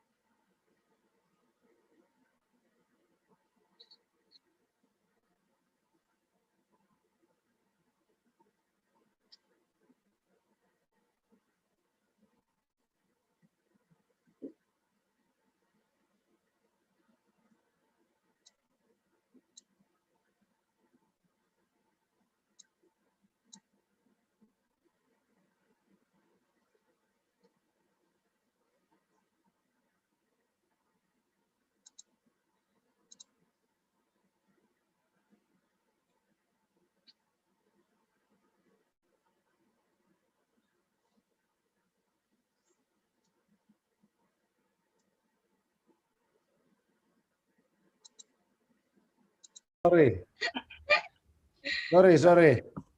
But luckily there is many of us, so I was this time the one who was punctual.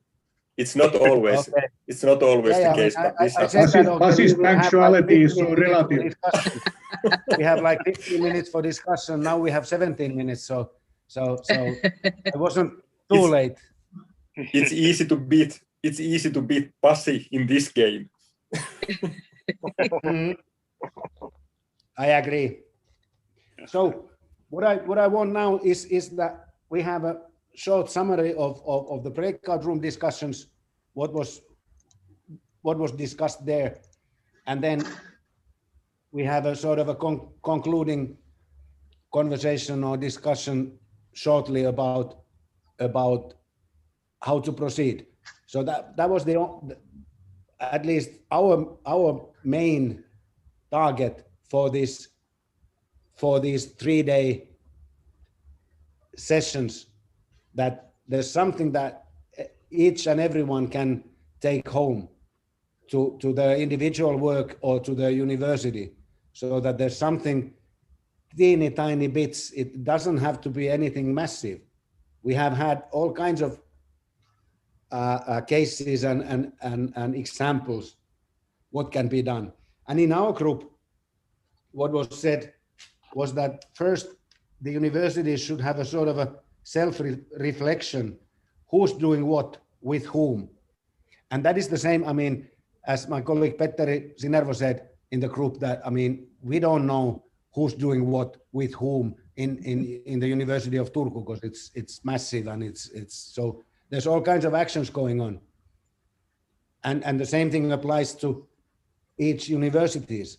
So, I mean, trying to find out who's doing what, who has the contacts and things like that. That was one point. That was the short-term thing. Then internally start to develop some sort of a process in a university, how to help the companies outside of the university in the R&D process, as was presented by my colleague Petteri. How we do it, but I mean, there are different ways, but to develop a system, how to do that. That was another thing. Then just to go out and talk to the companies outside and use the personal and professional contacts, alumni, whoever. That was the short-term comments. Then the long-term comments were building an organization or center, which we did in Albania for the university, to take care of all these things and tasks and assist the staff. Then potentially, I guess, Ari Koskes, I mean, the Kiva school present anti-bullying program raised some discussion about how could we have key account managers in our university, but that might take a few days and weeks and years, because it's a new thing for us as well. So how to get certain people who are responsible for these types of cooperations and collaborative actions. That was the breakout room sort of summary. What about you, John? Thank you, Pasi. Yeah, thanks to the partners for their contributions to the discussion. I noticed, although as I said to Amina, I didn't really understand very much of the discussion, just the odd word that was in English. But I saw that all the participant universities contributed to the discussion, so that was excellent. You said in your quote, your question on the slide, Pasi, how does it feel to take the next steps after these 3 days? And from what the participants said was they found the 3 days extremely useful and inspiring. It helped to open their minds. It motivated them, and they want to collaborate with business. It gave them a kind of like lots of ideas to think about. So in general, they felt very energized by the 3-day workshop. Again, like your group, ours felt that there was a sort of a need for some kind of self-reflection, internal review. And that was in part because they weren't sure what the potential was of every faculty, every individual, thinking about it in terms of a relationship with business, the opportunity to develop something unique, a product that would be commercialized.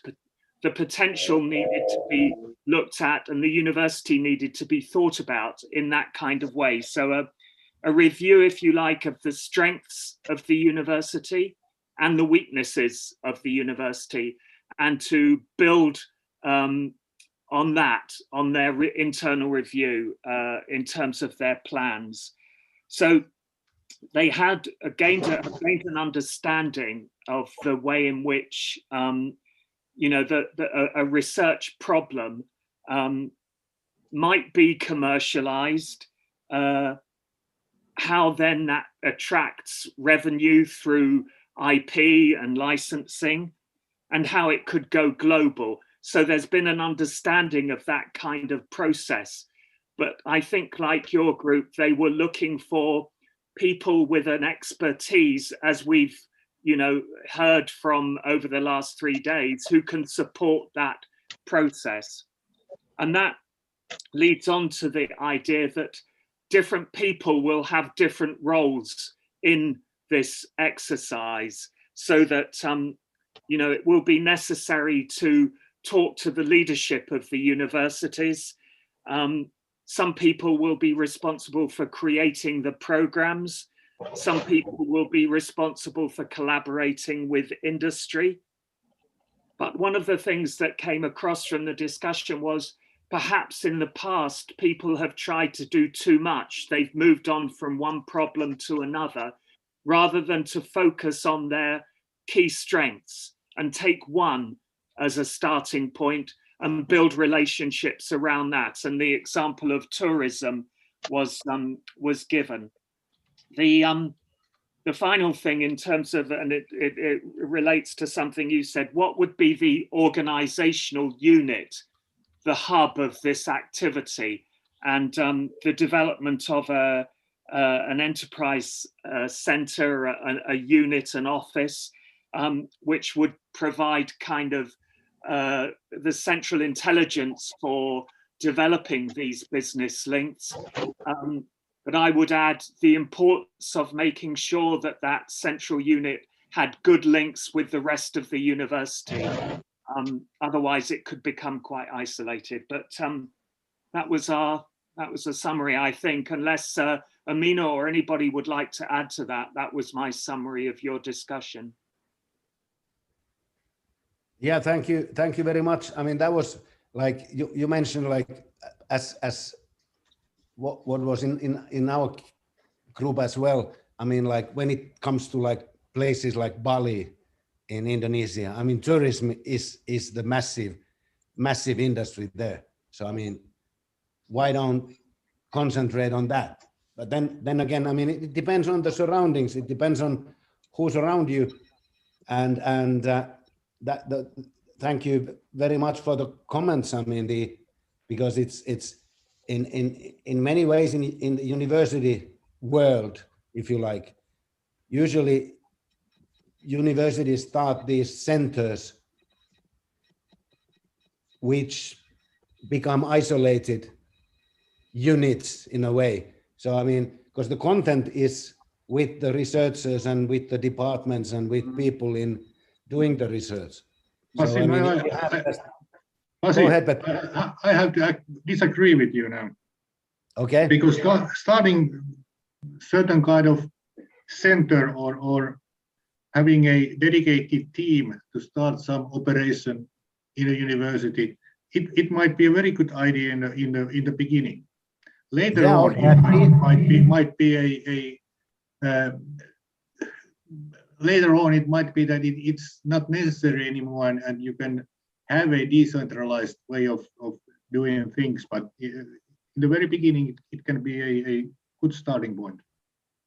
Yeah, okay, I agree with you, but I mean, it's always the discussion between the content people and the admin people. And yesterday, I mean, on Monday, the some sort of a challenges that was mentioned was the bureaucracy. So, but then I agree with you, Petteri. I mean, if that's doable, I mean, why not? But it depends on the situation. And now I guess that our discussion here illustrates that there is no one way of doing things. So yeah, and that was the whole point. Yeah, that's the whole point of the 3 days. And there's no winning formula. There's no one way to do things. There are all kinds of things to do. Collaboration with the industry. So that, I guess, that summarizes nicely, Petteri. Thank you. The whole agenda for the 3 days. Any other comments? I mean, now there's my colleague Matti put to the chat a link to the feedback form, which we want all the participants to fill in so that we can develop this project and program and put in all the comments and stuff. And Irmina, I wonder can you send this link also to all participants, because already I sent to WhatsApp group. I okay, got from great. Mr. Matti Lapainen, and already I sent via WhatsApp group for all participants. Very good. Great. Because I mean, so that we can show the EU and we can show the financiers that, and it's like, I mean, 2 things for the participants. Fill in the participation link that Professor Irmina has sent every day, a few times a day in the chat. Yes. Thank you. That was very good. I mean, that's needed. Stop. Yeah. No. I mean, it's good. But, it's very good.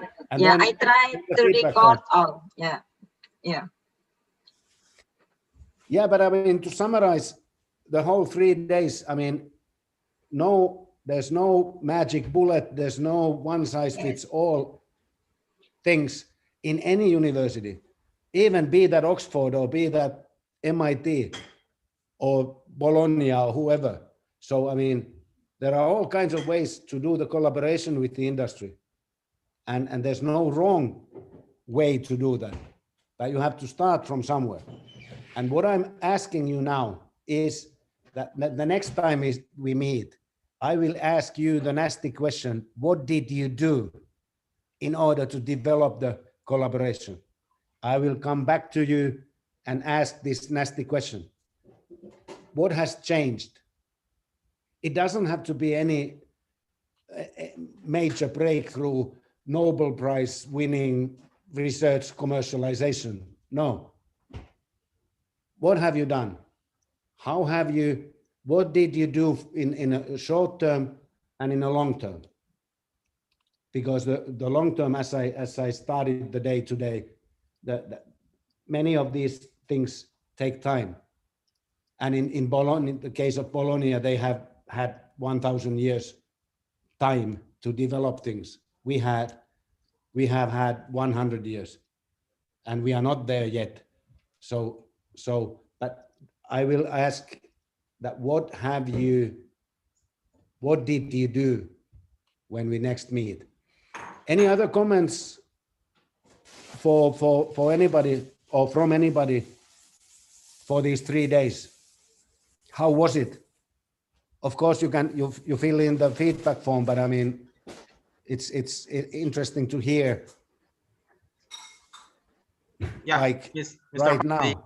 I will Okay. like to share the experience since our last training and until this week 3-day training in Maritime Raja Ali University. We try to apply the knowledge from the training. So in my university, I try to get engaged with the industry, but seems like for the first time, small scale industry is more promising compared if I want to engage with the bigger one, because they have many complicated standard maybe, but for the small industry, it's getting easy. I try to the local industry and also the international industry in the small scale, in the tourism, also in the aquaculture. It seems like a small industry have a simple target and simple management. So it's easy for me to approach them, convince them we can work together. Even when I ask, can my student go here and do this and do that, they are very welcome. It's a little bit different compared to the big industry. They some security, some quality requirement, blah blah blah blah blah. Is make a headache for me. But I think for my university, the sweet method is to approach small scale industry. Maybe in the future, if we show them that our track record engage with university with the small industry and level up to middle industry, and then maybe the high level industry will attract to us, because maybe the track record will make some point in how we can trust the researcher and the student. And also in my university, we now to try to approach the entrepreneurship in every subject. Even though it's a biotechnology, we want to ask them what kind of product can be created from this, even though they are not selling the product. But and also we do approach to the society, give the student how to help the micro business, small maybe just selling burger, selling satay, or selling noodles. They try to approach those micro business to build up their entrepreneur sense. It means like that. This is something that need to be life lesson, not just learning in the class. That's what we do in our university. Thank you, everybody. Thank you very much for your comment, because that's something that it's as I started on Monday, when I was in a business school, we used cases like Coca-Cola, Microsoft, I mean, all these massive global companies, and it didn't relate to anything to me. I mean, and then all around us were small companies. So nowadays we have examples, success stories from small companies into big ones. Or, I mean, the success can be in different forms and types, but that's like involving the small ones. They get, I mean, the consulting, my colleague Petter's presentation in case of the airport concept yesterday was, I mean, the companies were more or less not small as such. There were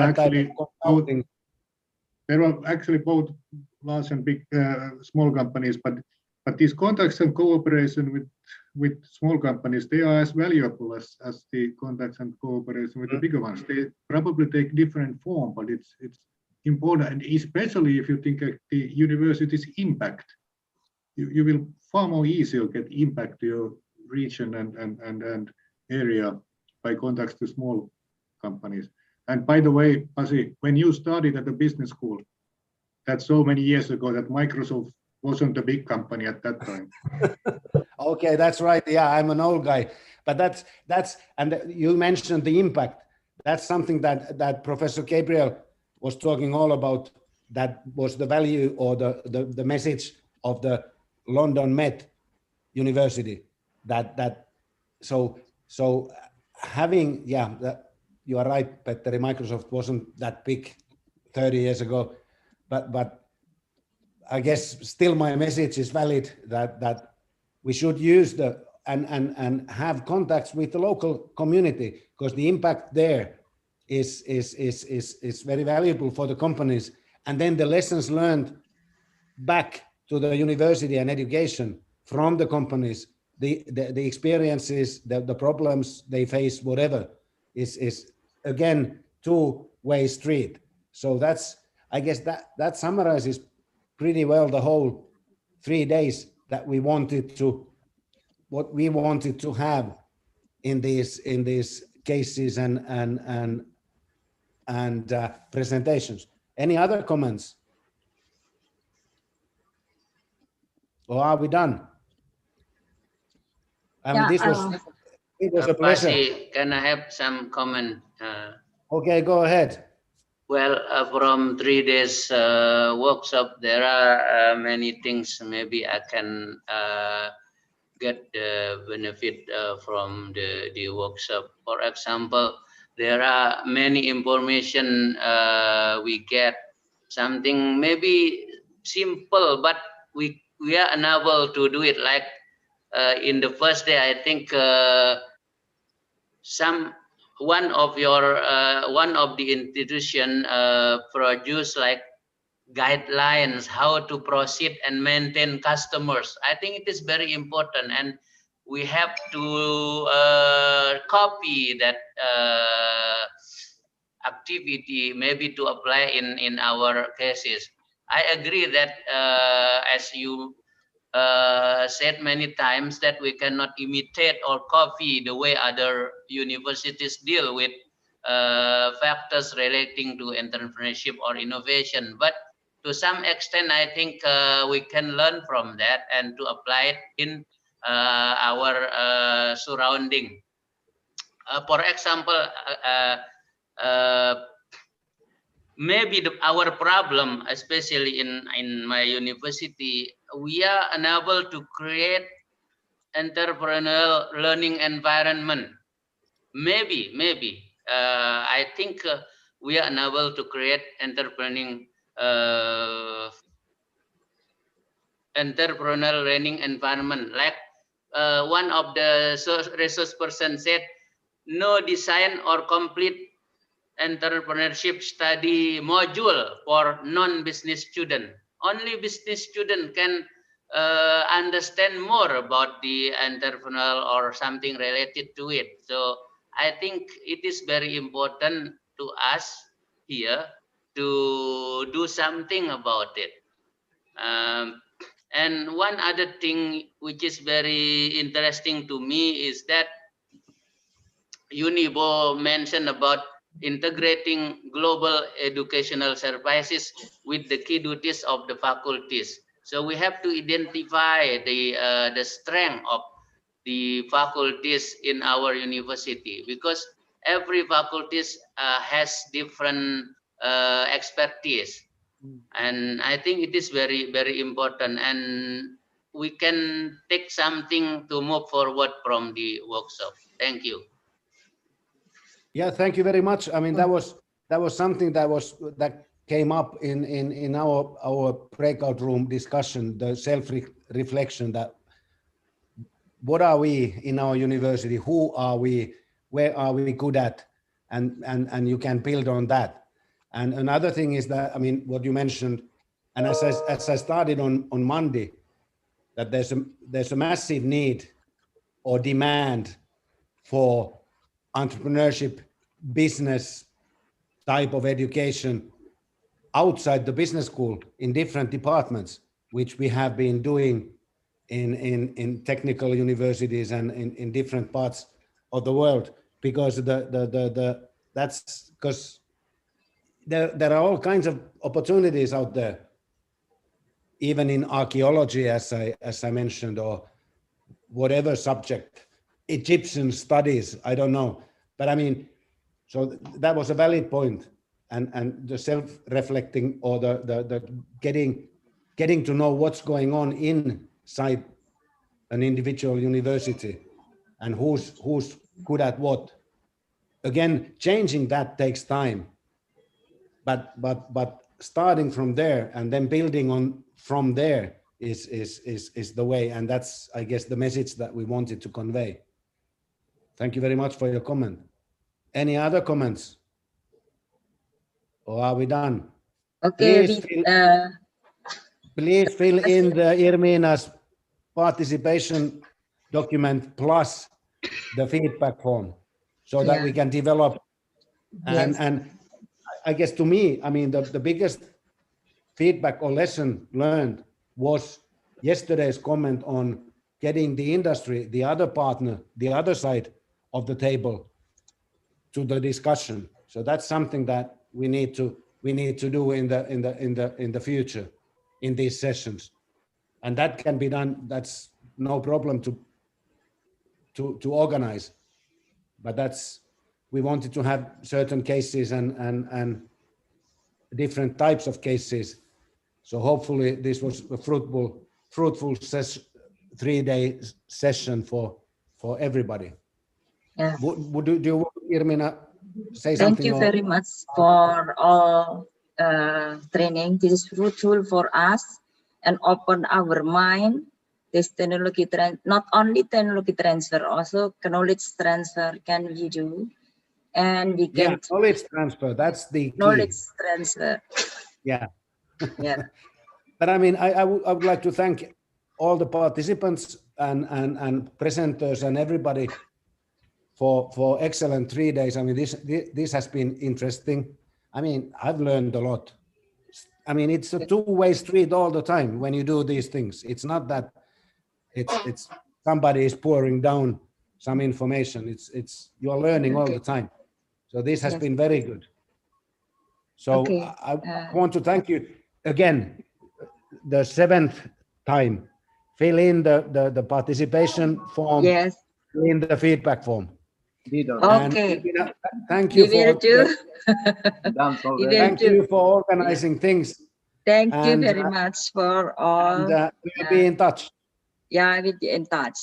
Bye. Okay. Thank you, Pasi. Thank you very much. Thank you for Thank you. and all everybody. Thank you. Thank you, John. Bye-bye. Knowledge transfer. Healthy. Thank you. Bye-bye. Bye-bye. See you. See you in Turku. See you next, guys. Everybody. Don't forget to fill out Prof. Aklus, when we go to Turku? I miss you. After vaccination. To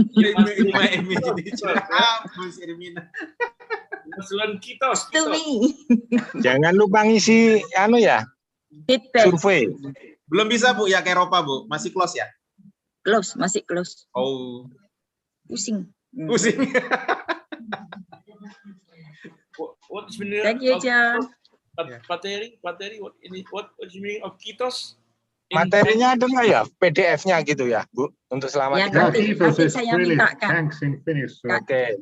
Sama yang dulu itu loh, Bu. Workshop yang dulu di Bologna itu loh, Bu. Sekalian. Sudah saya kirim. Dulu bagus itu. Okay, thank you all. I will leave now. Thank you. Thank you. Bye. Thank you, Bro. See you. Sebentar, kalau Bapak Ibu yang masih tinggal, itu dapat saya informasikan bahwa materi ini kan pencar-pencar ini dari Itali, dari Turku, sehingga ya dari Bolonya, dari Turku sehingga belum terkumpul. Saya sudah tanya ke Pasi, masih belum, tapi nanti beberapa hari lagi mungkin bisa diminta. Tapi selain itu saya sudah berusaha pada saat training itu sudah langsung saya pakai sniping tool ya. Sudah saya kirim ya, dan itu lengkap itu. Saya kirim di WA group. Jadi kalau ada yang perlu boleh itu. Jadi di WA group tolong di-share kepada yang ikut. Kemudian feedback tolong diisi. Kemudian satu lagi saya sudah rekam di YouTube. Jadi kalau Bapak Ibu mau dengar sewaktu-waktu, mau lihat sewaktu-waktu bisa. Ya. Jadi sudah saya siapkan semuanya, YouTube-nya sudah saya siapkan. Jadi nggak usah ini, tinggal ngeklik linknya